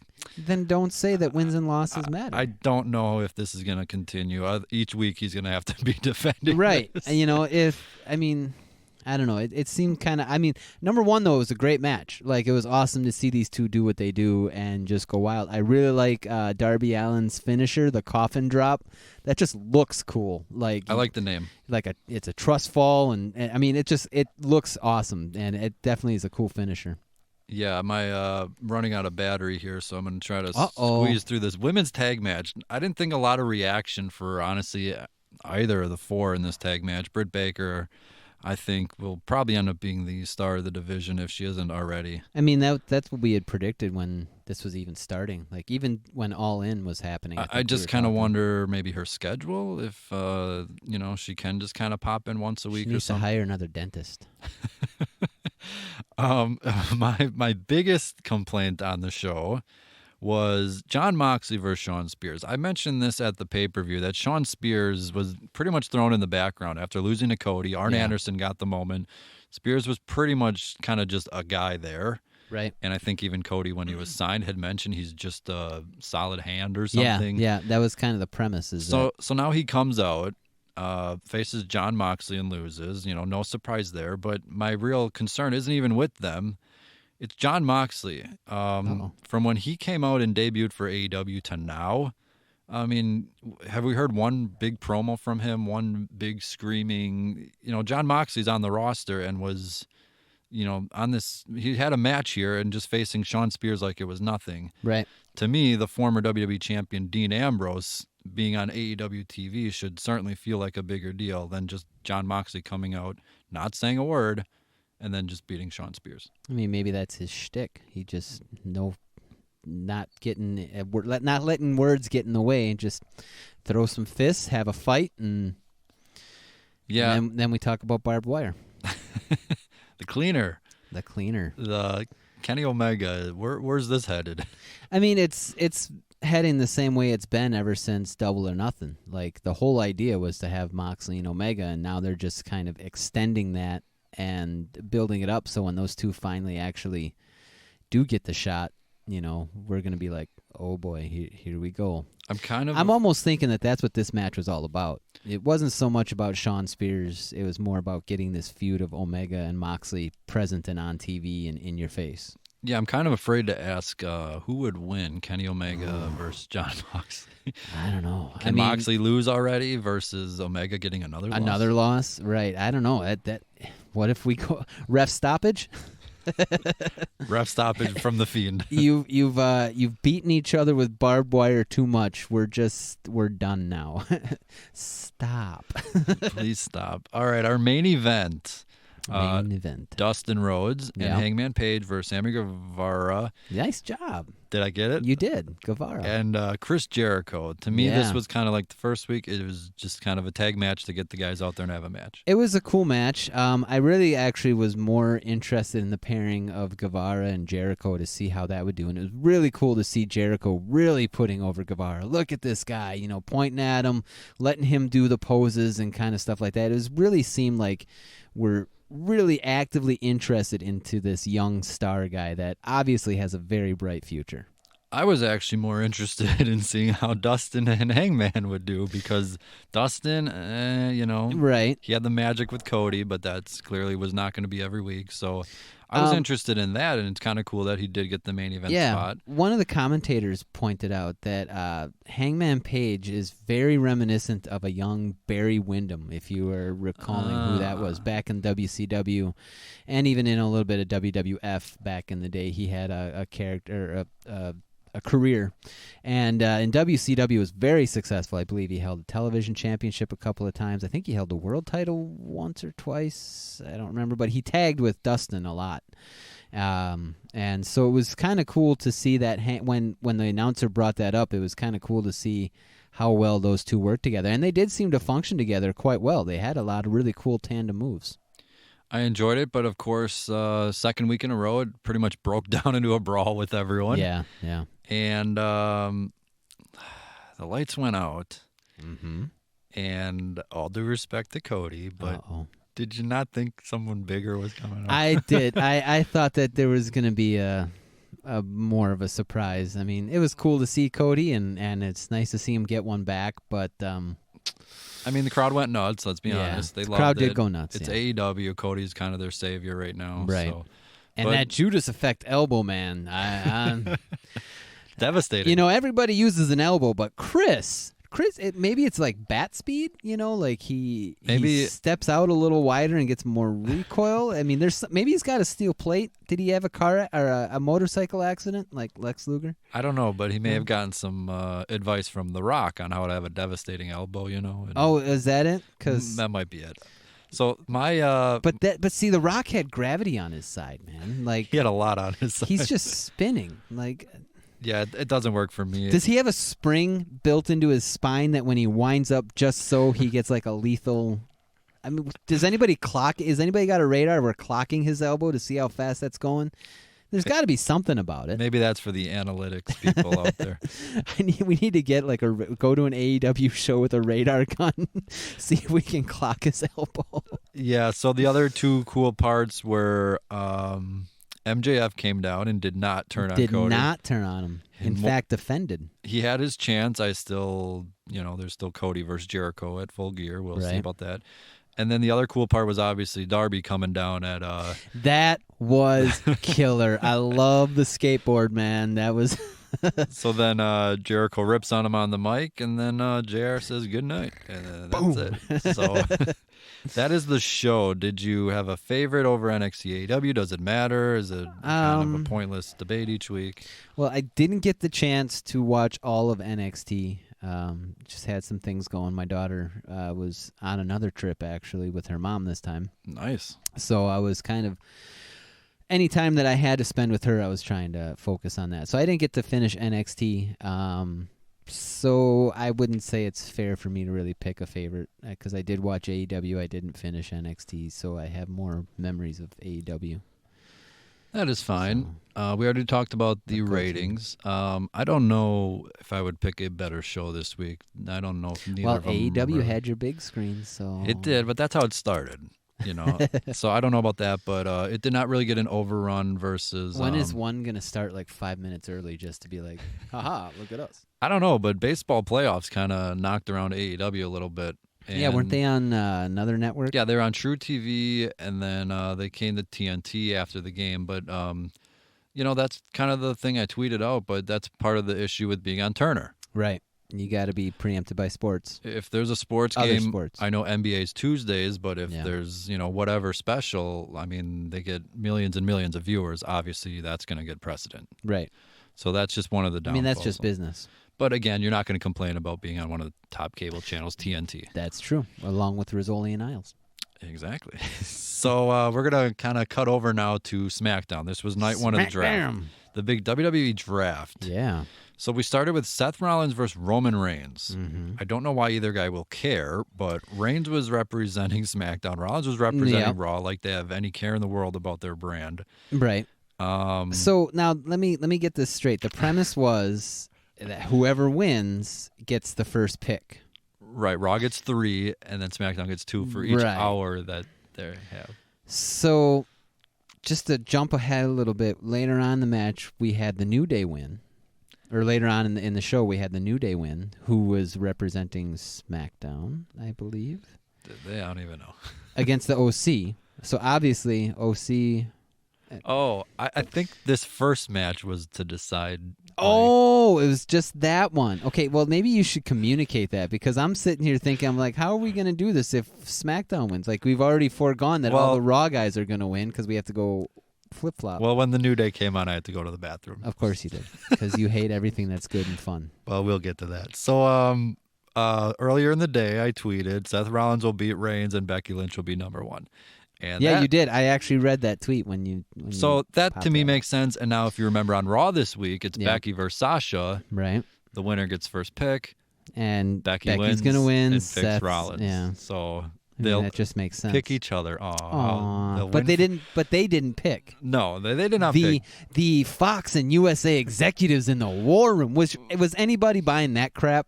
No, but it is kind of sweet. Why were they super excited when they named their pick? Didn't you say this is who we're picking? And then Stephanie names it. Yeah, we got it. Yeah, of course you got it. You told her who you were picking. And speaking of, real quick, get your shot glass ready.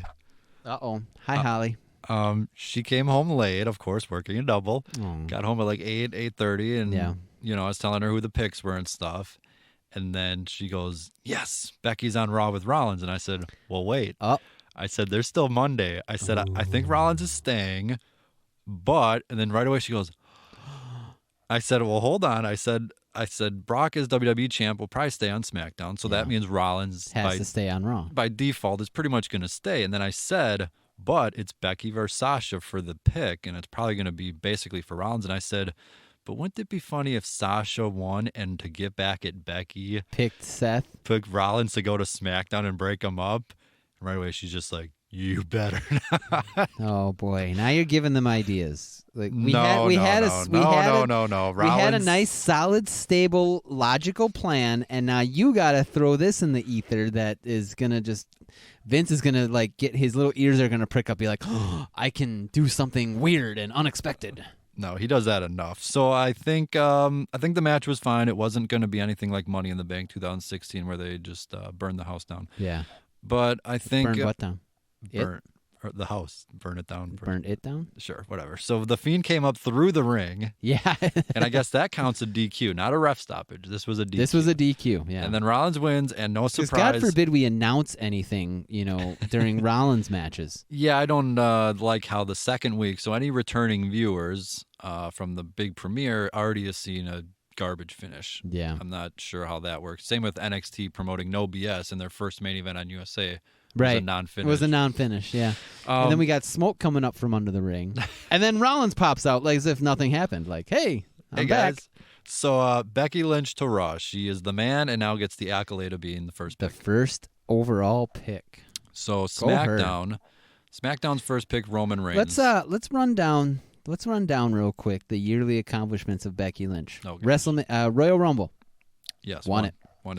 Main evented WrestleMania. Won it. Main evented another pay-per-view against guys. Won it. Women's title all over the place. Has them. What was she on the cover of? Was it ESPN or she was on the cover of ESPN Fitness? First female or WWE 2K20. She was on with Muscle and Fitness with Rollins. Yep. She was on some other big cover where they never had a female on. I think it was ESPN Fitness or something. ESPN. I think it might have been ESPN. It was her and the girl from Glow, the Netflix show. Yeah. Allison. So then WWE 2K20 video game cover. Beat Ronda Rousey. Got it. So, I mean, this woman has had quite the year. And now number 1 overall draft pick in the big SmackDown versus Raw. Yeah.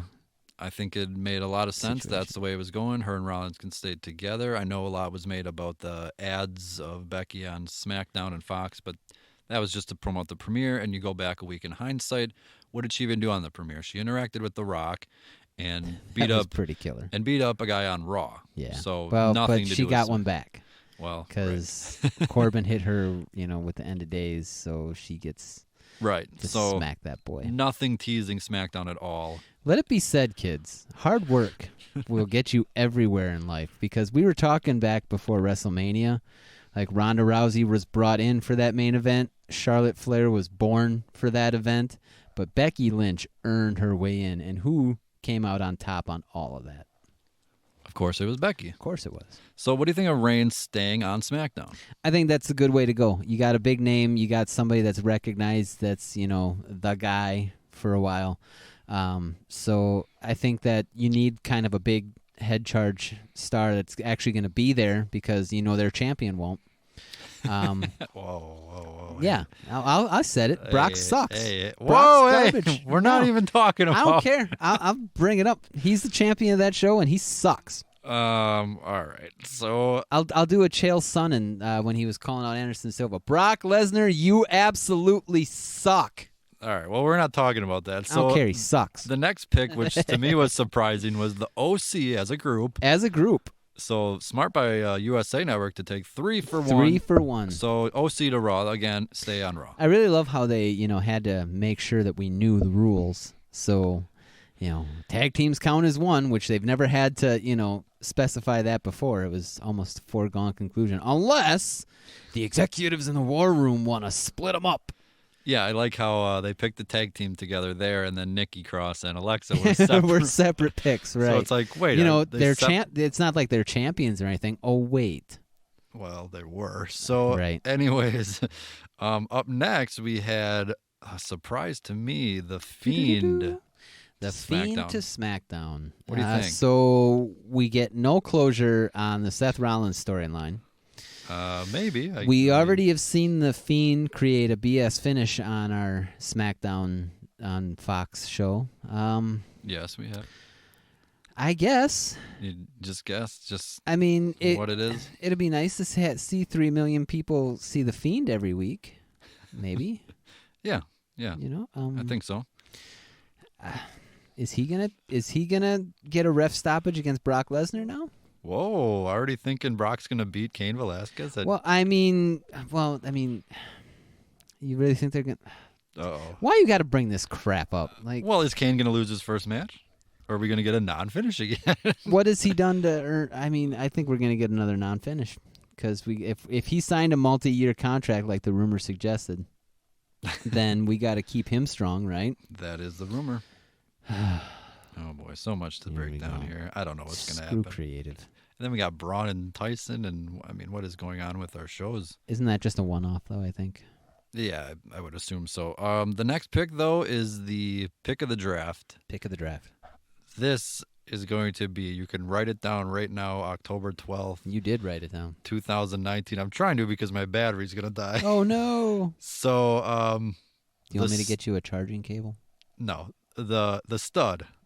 Drew McIntyre's back, folks. He's going to Raw. When they announced him, I could just hear your exclamation, "The stud." I did. I bet you did. I told Holly, I said the stud went to Raw. Did she roll her eyes? She did. Good girl, Holly. So take a shot. I think well, I don't want to say next champ over Rollins, but oh really? You think he's actually going to do something now? Because when they announced him, I'm like, and where's he been? He's been hurt. He had lingering injury apparently that he just needed to rest up. That automatically puts him in the top 5. I mean, I guess OC were 2.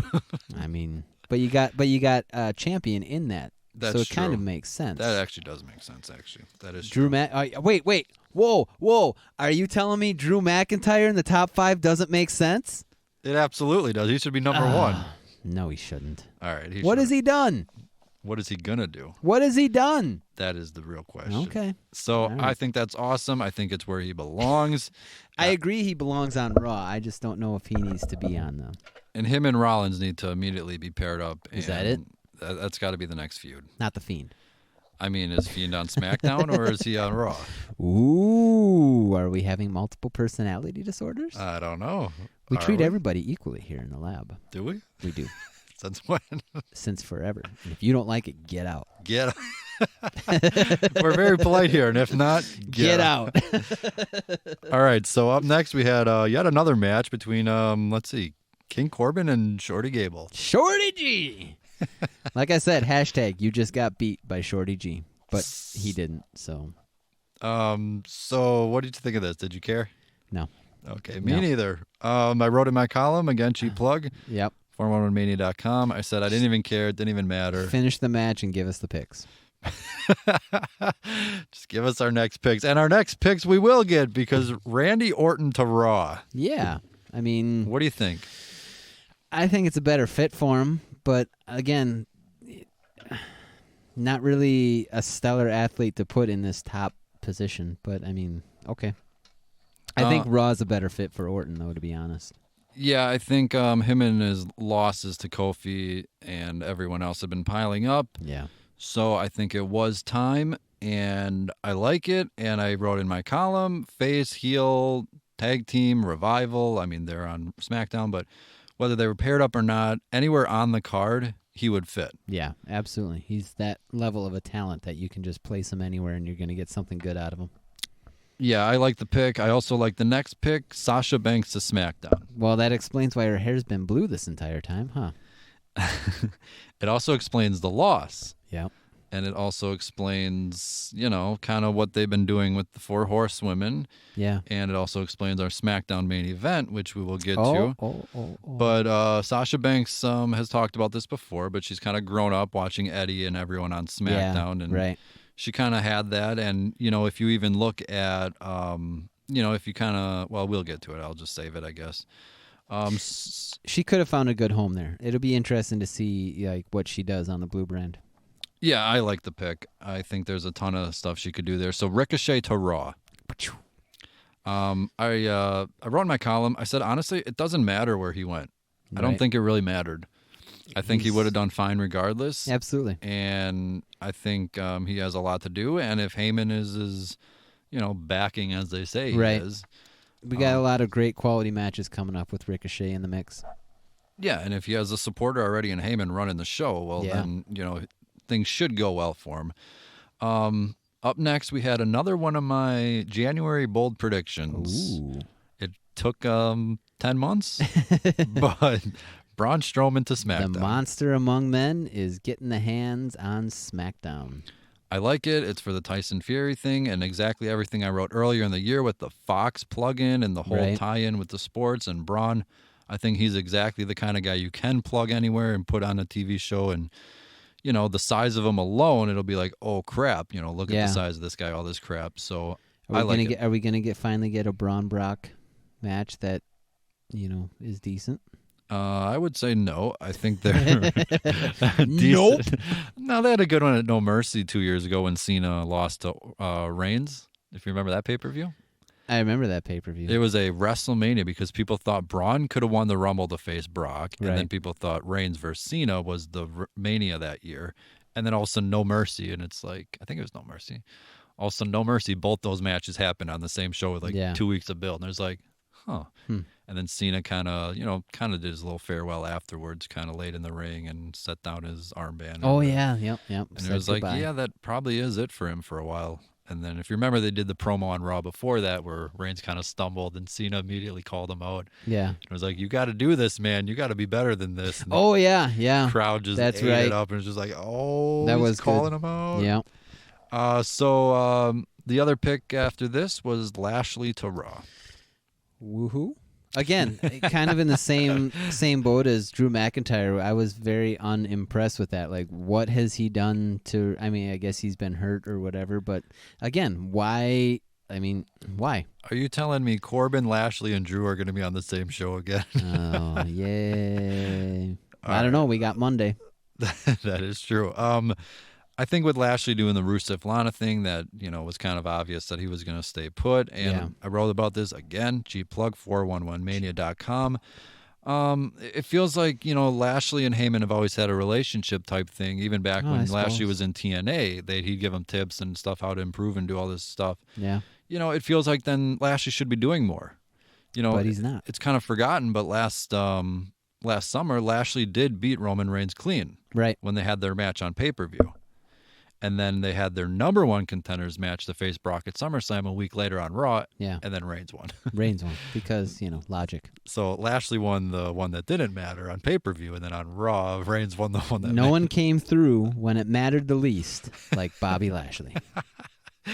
Oh, boy. Well, I don't... I actually put this as one of the ugly in my good, bad, and ugly. Okay. Just because it does feel like he should probably be doing more. And kind of like the Fiend to SmackDown, I don't know if it really fits. So I guess we'll see. We will see on that. So up next, we had a Brock Lesnar, Paul Heyman promo.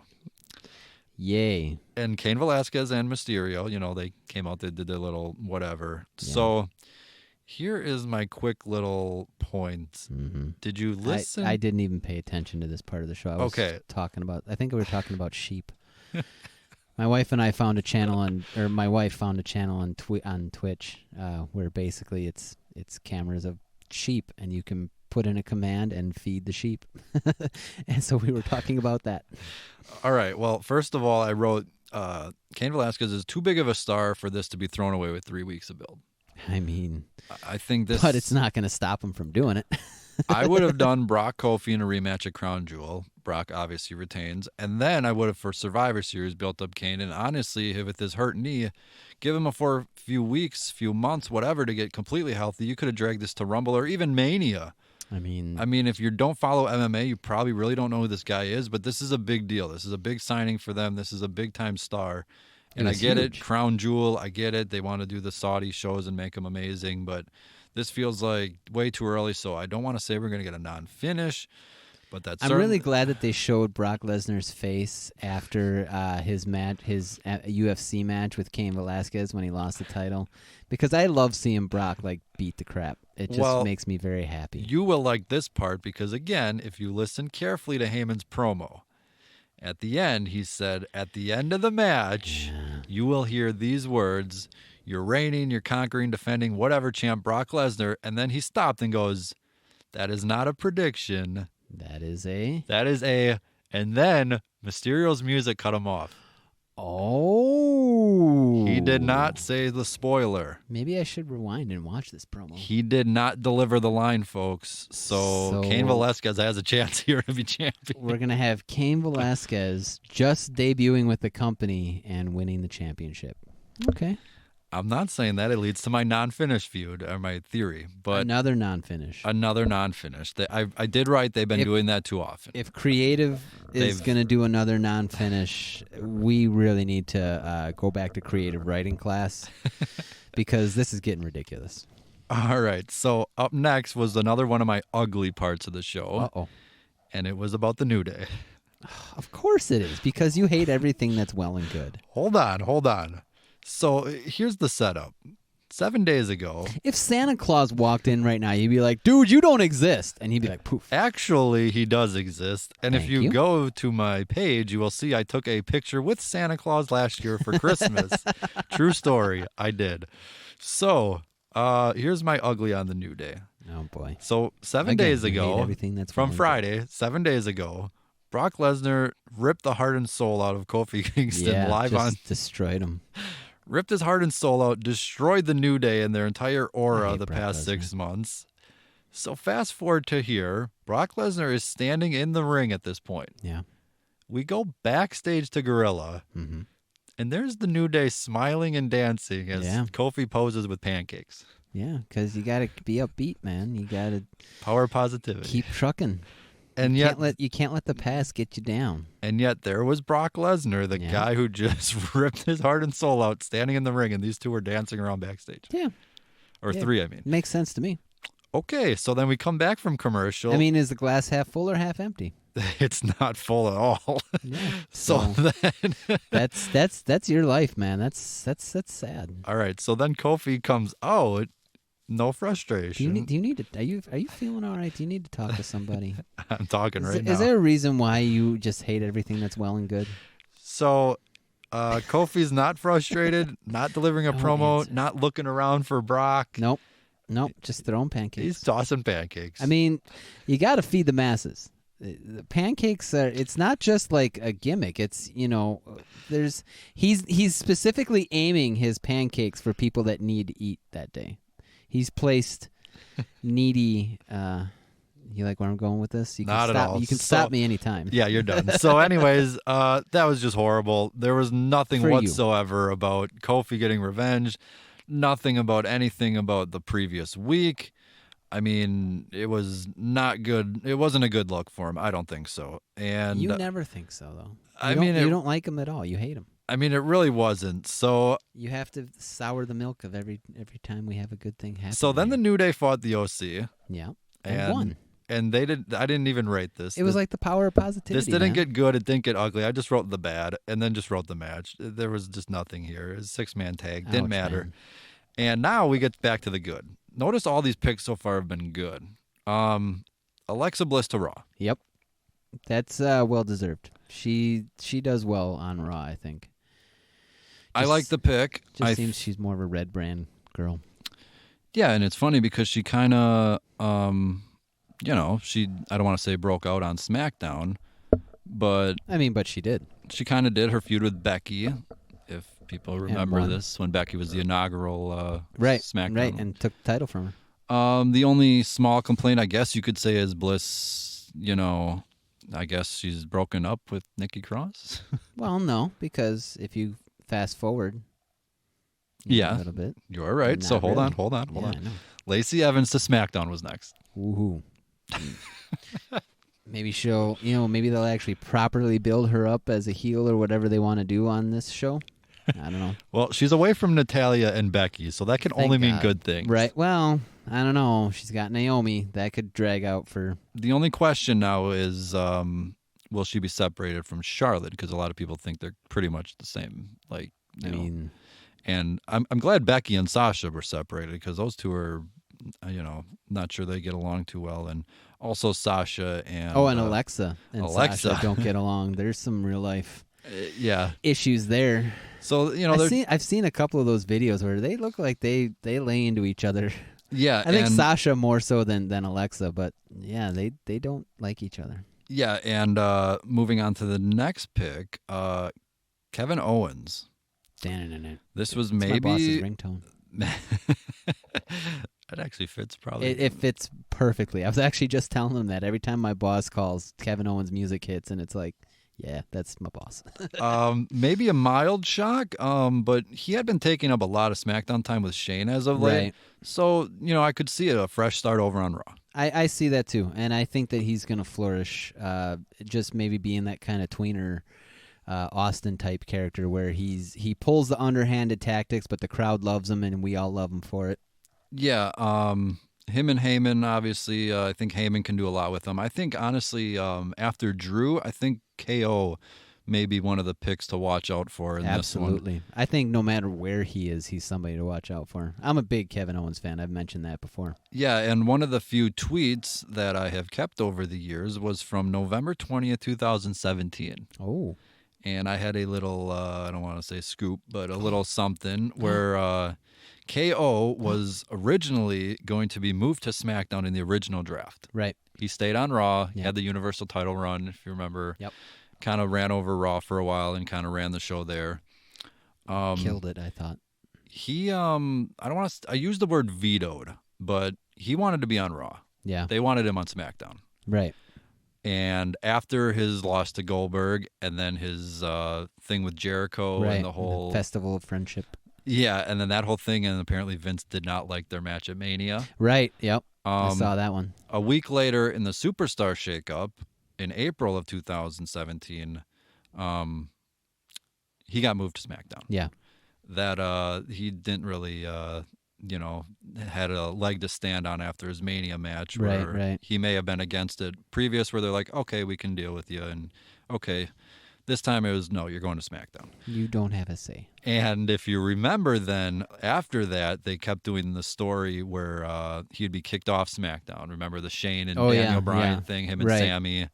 Yeah, So there was then- a Hell in a Cell match involved there somewhere. And then they had the Mania match where they got fired. And then Kurt Angle was like, oh, I hear TNA is hiring. Or that line on Raw that time. Yeah. So anyways, long story short, it leads back to KO on Raw. Yeah. So that is something from 2 years ago. So that fits with right now. So another pick for SmackDown that I like is the Revival. I mean, tag champs. So. Tag champs makes sense. And this kind of goes back now to the Sasha pick. Okay. I know what you're thinking. What are you talking about, Yeah, right? I'm kind of confused here. Sasha is buddies with the Revival. Okay. Sasha's on SmackDown. She is. Her buddies, the Revival, go to SmackDown. Ooh. Doesn't like Bliss, potentially Becky. They're on the other shows. Ooh. Who else does Sasha hang out with? Who's that? Lucha House Party. Oh, yeah. Kalisto. Yeah. Also On going to SmackDown. So I think. Are you saying that the boss is the boss of the draft? I think the boss is making a lot of decisions right now. So Is that because she was laying on the floor complaining about it? I don't know, but Bailey was after her loss on Sunday, which I thought was funny. Maybe a little throwback. She threw a little, she was That on could the be. floor. How about Why that? me? Why me? Yeah. So I thought maybe that was a little shot there. Wow. But, so anyways, Raw closed out this round because it went Yep. Raw, SmackDown, Raw, SmackDown, Raw. They close out every round, really. Yeah. Natalia staying on Raw. Woohoo. Does it matter? Again, this is, I think that they kind of wasted some space with like Lacey Evans, Natalia, Bobby Lashley, Drew McIntyre. Yeah, They could have all done this like as like the supplemental part. I saw a list. I think Cesaro's still a free agent. Yep, I saw that. EC3. Yep. I can't remember. Was Heath Matt Hardy? Slater? Well, Heath Slater wasn't even picked in the original draft. Matt Hardy wasn't in. I think he said that he was a free agent. Yeah, I mean, Heath I Slater don't know if wasn't it was even announced. picked in the original draft, if Right. you remember that, which was funny. Yeah, I thought when the lights went out on him, Yeah, and then he went to each show pretty much asking for a job. because he's got kids. He's got kids, man. And then he won the SmackDown Tag Title Tag Tournament titles with Rhino, of all people. I mean, that makes the most sense, was this right? just 3 years ago? I mean, none of that makes any sense. Wow, was that long already? And I think at the end of the year, the final SmackDown of that year, SmackDown beat Raw in the ratings. And it was because I think Cena and AJ, and I think James Worthless was in a title match. Or what? Nothing. And I think they were in a match. I think Nikki was feuding with Carmella. I think Becky was with Bliss. I don't know. It was a whole different... So you tell me that creative has been just wacky for 3 years and we're just now starting to get angry about it? I don't know. Are we getting angry? Well, I don't know. That last pay-per-view finish Didn't do him any favors. No, but here's what is going to do us some favors. Uh-oh. The Viking Raiders stay on Raw. Which makes sense. I mean, yeah, I wrote in my column, again, cheap plug, 411mania.com. If you're sick of hearing about it, why don't you go read it? So, yeah. Maybe he'll stop talking about it if you stop reading it or start reading it. Maybe. Doubtful. So, I wish the crowds would kind of be getting behind the Viking Raiders because they were awesome in NXT. If you remember some of their last match, I think it was with Ricochet and Aleister Black, where they were just that was a killer match. And I mean, you knew obviously they were leaving, so it was like the kind of an obvious, right? But still, they were just ripping it apart and being awesome. And then they come to Raw with the experience. Yep. Have we forgotten about that? So then, War Machine Experience Raiders Viking theme park ride. So, anyways, sailboat. So I like Viking Raiders on Raw. I just kind of wish they'd start doing more. I'm glad AOP is still getting their vignettes, their little right things like that. So I'm glad that's happening. Lucha House Party is going to SmackDown. Yep. I am fine with that. Whether it's for Sasha's well-being or not, that's fine. I honestly weren't even sure if they all work there yet. But, Well, okay. I went to a live event in March. Okay. I've talked about this before. You brought Holly with you. We went, and she had never been to a live event. She thought it was so different from a TV taping. She was where are the lights? Where's the pyro? Oh, wait, we just got that back. Oh, but that is an old podcast, so we did review our live event experience. Nice. So that is fun. Anyways, I wrote about this, but one of the most quote-unquote over acts on the show was Lucha House Party.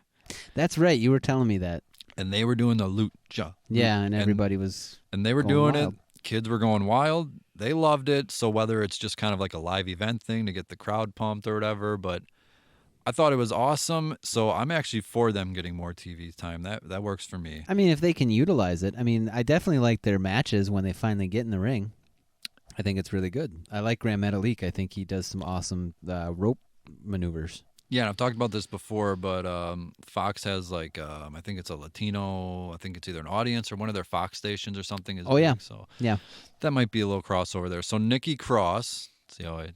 Oh, what Nikki a horrible Cross, segue that was. That was horrible. That was bad. Nikki Cross to Raw. Does this mean she's staying with Bliss, or do they just kind of help each other when they can, or just kind of hang out whenever?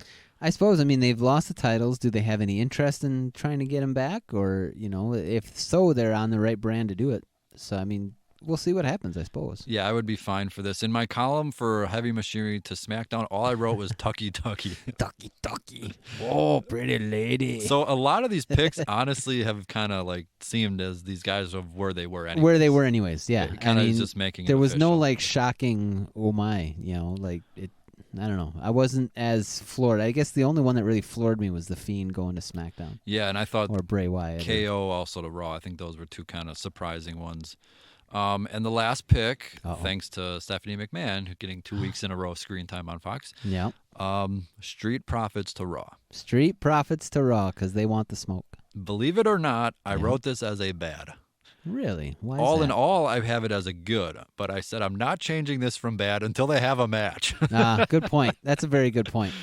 I'm sorry, the backstage has kind of grown tired. Yeah, and again, it's in the same lines as Drew McIntyre, Bobby Lashley. Whoa, easy on the stud because there. What have they done to earn this TV spot? I mean, they're not.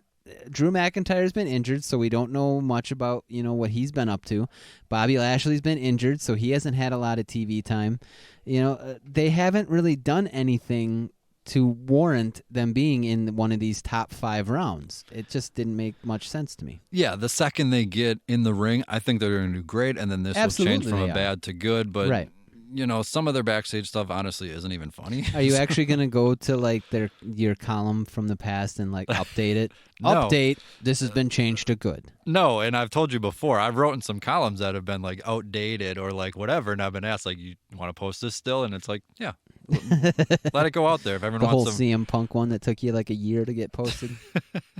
By the way, do you notice now his merch is off the... I saw that little story. And now CM Punk Sucks shirts are... are on there. He apparently has been in talks with Fox, but not WWE. Right. But if he does get that spot, he's going to be talking about the WWE product. So yeah, it's semantics. Which means he's got to take direction from somebody in WWE because he can't go on the show and slander it. I think he can. I think he can, but you think he's going to go, Dr. Chris Amon and blah, blah, blah, blah, blah. No. Why is he even there? No, I'm sure they both signed. Creative sucks. I'm sure they both signed whatever where they can't talk about right. the lawsuit. But I was saying anything. Or anything. I'm saying the product though. I think he can go on and be critical. Is he going on and rip it? No, but he can go on and be like, I'm not feeling this. But there's going to be a point where he wants to rip into it, and you're going to see this little glimmer in his eye, and you're like, oh, he hates that. He hates that. But he's going to word it as nicely as he can. And then go online and rip it. So yeah, exactly. And then come to the lab and do an interview. Yeah, right. Come on, Punk. It's only like 20 minutes from here. But you said no to my wedding, but you can make it here for an interview. He's very If we had a guest on this podcast, would the whole podcast be devoted to that, or would we actually do the rundown and then get to the guest? How would you do that? No, I'm sure it would be like an interview style, or kind of ask what their thoughts on the show. Just curious how freeform we are on this program. And honestly, it would be up to Dixie. So, anyways, interview Dixie. Huh? Our main event. First of all, Bayley came out and destroyed her friends. Well, number one, she destroyed her hair. Yes. Let's start off right off the bat. Yes, Holly noticed that, of course. Yeah, she's got the can I see your manager cut? So we're doing well here. I thought it was the soccer mom. I thought she was gonna call somebody Karen at one point. Oh boy. Anyways, I like the look. It definitely looked darker. I like the what did she pull out? A pickaxe? It looked something. But side note, it was Dusty Rhodes' birthday yesterday, Friday, that this aired, and she was wearing her traditional black and gold Dusty Rhodes kind of garb, if you notice that at all. But anyways, yeah. So she runs out and gets some type of sharp object that they don't let me run around with. I thought it was because he's the one who convinced her to keep the ponytail in. He's the one. She was now officially done with it. Dusty Rhodes pretty much formed Bayley, into what. Yeah. It gave her the confidence to be a star, and that's what really propelled her to, that level. Oh, good night, phone. Good night, phone. Sorry, Holly, I see you trying. There's an episode of Total Divas. Now, stay with me here. Yeah, you lost me already. And there was Paige and a few other girls that worked in NXT and stuff, and they were on some cruise, I'm sure paid for by E or whoever the show is. Yeah. But they're all on the cruise, of course, running around in bikinis, just pointless drunk fun with all of them.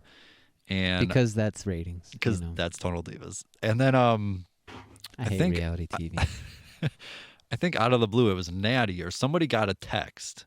Okay. And she just stopped everyone and it was just kind of like, guys, Dusty passed away. Oh. And she started crying. Everyone started crying. And then they went to Paige. You know how the reality shows have the camera, the confessionals? The confessional, right. Face-to-face where they're just talking to the camera. And Paige is just almost can't even talk. And she's just crying and just being everyone loved Dusty. Right. And then she just pauses and just wipes away the tears in her eyes, and then she's just I can't even talk about him. And for some reason, I always go back to that episode because it just got super sad. Yeah, drunken fun, and she just talked about they should name the NXT Full Sail after him. Yeah, the absolutely. Dusty Arena or whatever. He's responsible. Everybody that is on TV right now has benefited in some way from Dusty Rhodes. His impact in the business while he was a competitor and more so behind the scenes and after he retired from the ring competition has just been unmatched by almost anybody. I mean, can you name somebody that's maybe Sarah Amato, because she's pretty much responsible for the women's revolution. But that whole NXT, that first class, all that was Dusty Rhodes' baby. Yeah, Triple H has brought everybody up, but Dusty Rhodes was giving confidence to people that didn't have it and giving gimmicks and techniques and criticisms and all that to people that would normally flounder on the card if they didn't have that. Yeah, I think Cody had even said that Triple H as he wanted a request to leave, like Triple H was even like, everything we did for your father and everything like that. And it's Cody's like, well, you're not going to guilt me into staying. No, well, I think it's everything that Dusty did for them, like, because that wealth of knowledge that he had from all his years in the business, that just basically created Seth Rollins, that created Bayley, that created Charlotte, Sasha Banks, you name it. Everybody that's a big star on TV is directly benefited from Dusty Rhodes' knowledge. And he also created Bayley's new attitude, leading to a new champion over Charlotte. That's our main event. She was just vicious. She came out firing right away, and we can question the logic of flip-flopping the title all we want. Was it done for Charlotte's padding her stats? Was it done to add another one? I think it's because of where she might be ending up. Right, but then why win the title in the first place? To give her the 10th. To give her, break a record because Trisha's held it long enough. There's the theory that, she's leading a 16-time, like, Rick. Absolutely. For Ric Flair. But there's also the theory that it had to be a loss to get Bayley to finally snap. Yeah. That I totally agree with. I mean, that makes the most sense. It feels the most natural that she lost, flips out, comes back with her "Can I see your manager" haircut, and just, is ruthless now. Yeah, I like that. The loss finally took it, and then if you remember, I love her little promo at the end. The very first thing Bayley says on the mic as a heel. I like how they went right to it, but it's funny that Bayley, Charlotte with the cash-in. So it was like kind of everything kind of coming full circle. And like you'd mentioned, if Sasha's going to be on SmackDown, obviously Bayley will be there for her, and maybe Charlotte now goes to Raw. Right. And now we have some real interesting, Bayley-Sasha potentiality there, because Sasha's obviously going to want a shot at the title. And what was Bayley's exact promo? I don't know if I can repeat it. Can we say it? It was She said, "Hey, bleep. Okay. Screw all of you." And that was it. She dropped the mic and walked out. Yeah, so we had talked about this in the build-up of just kind of where all the four horsemen, four horsewomen, we're all going to wind up. So I think the picture's becoming a little bit more clear. I don't know if Charlotte goes to Raw. Does that mean Andrade and Zelina goes to Raw? Well, let's see. I mean, if you remember, I would almost assume that you don't need to mention Zelina because she hasn't done much as far as in the women's division as competition. So if Andrade is going to Raw, it's almost like the tag team thing where you get the both of them.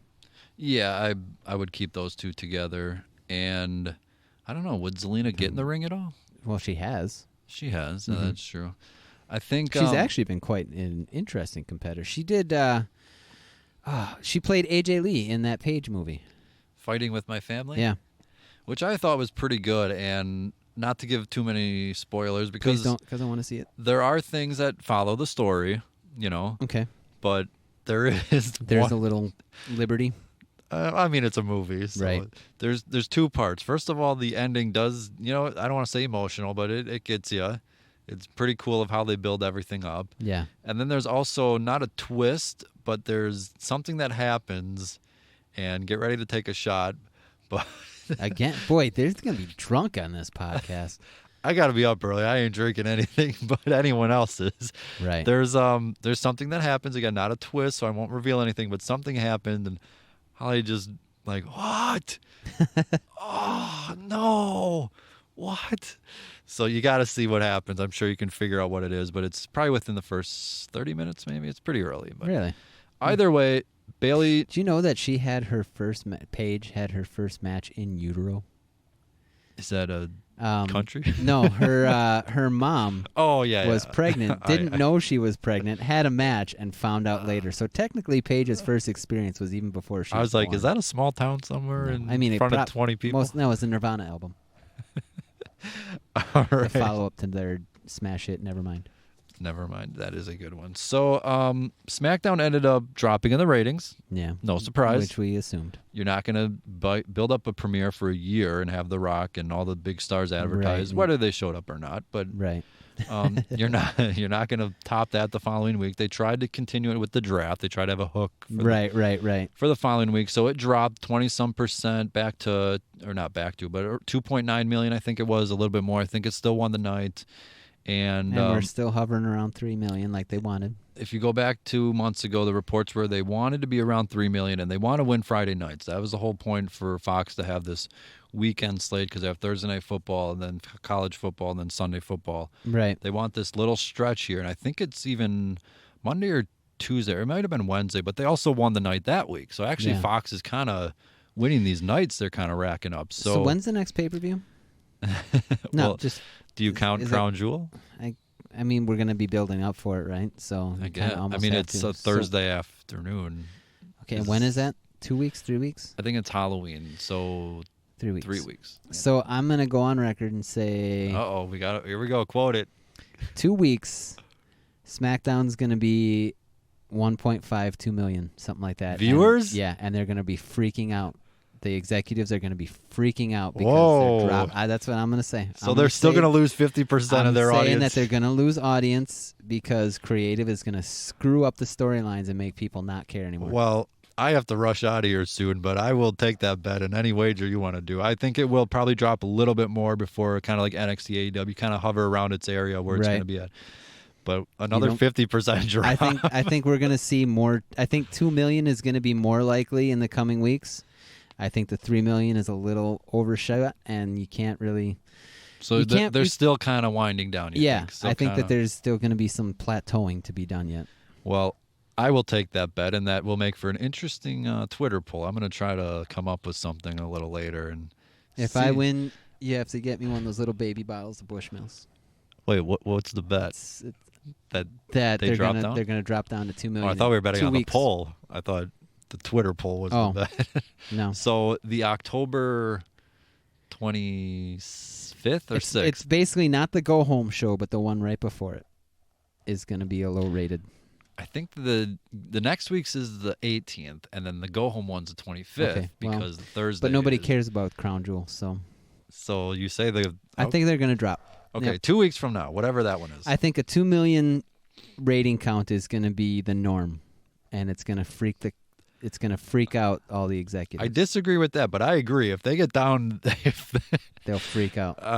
Just watch them scramble. The Rock may be getting another phone call. Exactly. That's what I'm saying is that like they're going to bank on, we got 3 million, and they're going to get lazy. And then it's going to drop and drop and drop, and they'll be, we spent $1 billion on this, and then they're going to put pressure on. I think they had talked about I think someone asked one of the Fox guys, like, if they struggles, will it get moved to FS1? And he said, no, this is a Fox deal. And no, we're confident, blah, blah, blah. But there is an option in their contract. But, it's company speak, and it's just BS. Of course they're going to say that. I do believe there's a clause where they can make moves if they have to. Oh, boy. Well, I hope not. They just had a successful draft in the war room with Cletus and all the guys making picks. So Cletus is the robot.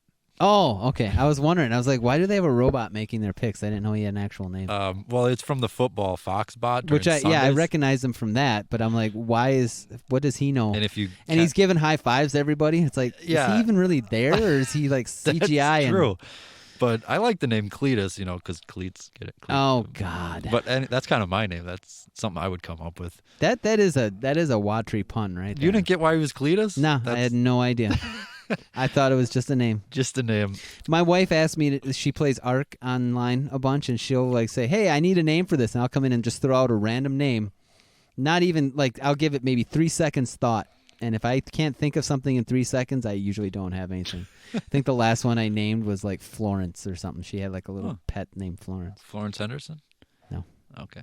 We don't talk about the Brady Bunch here. Dang it. Well, I will definitely take that bet. I will post something on Twitter a little bit later. By the time you're listening to this, I'm sure you already know where to find me at Justin Watry. But do you have any closing thoughts on this week again? This kind of a hangover type week from everything. It was interesting, but I'm not going to go so far as to say I was impressed. Nothing shocked me. Nothing was over the top, other than that crappy finish on Hell in a Cell.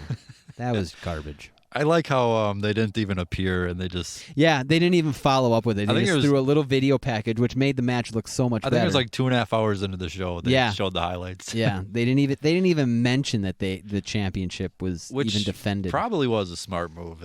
either of them came out, I'm sure the crowd would have booed. Oh, it would have been horrible. So it's one of those where it's like, you know what, that may have been the right call. Yeah, I think that was the right call. And the video package actually made the match look decent, which is funny. They always do. I will just say I love the draft stuff, whether it's the random faces popping on the screen or, a legitimate draft style.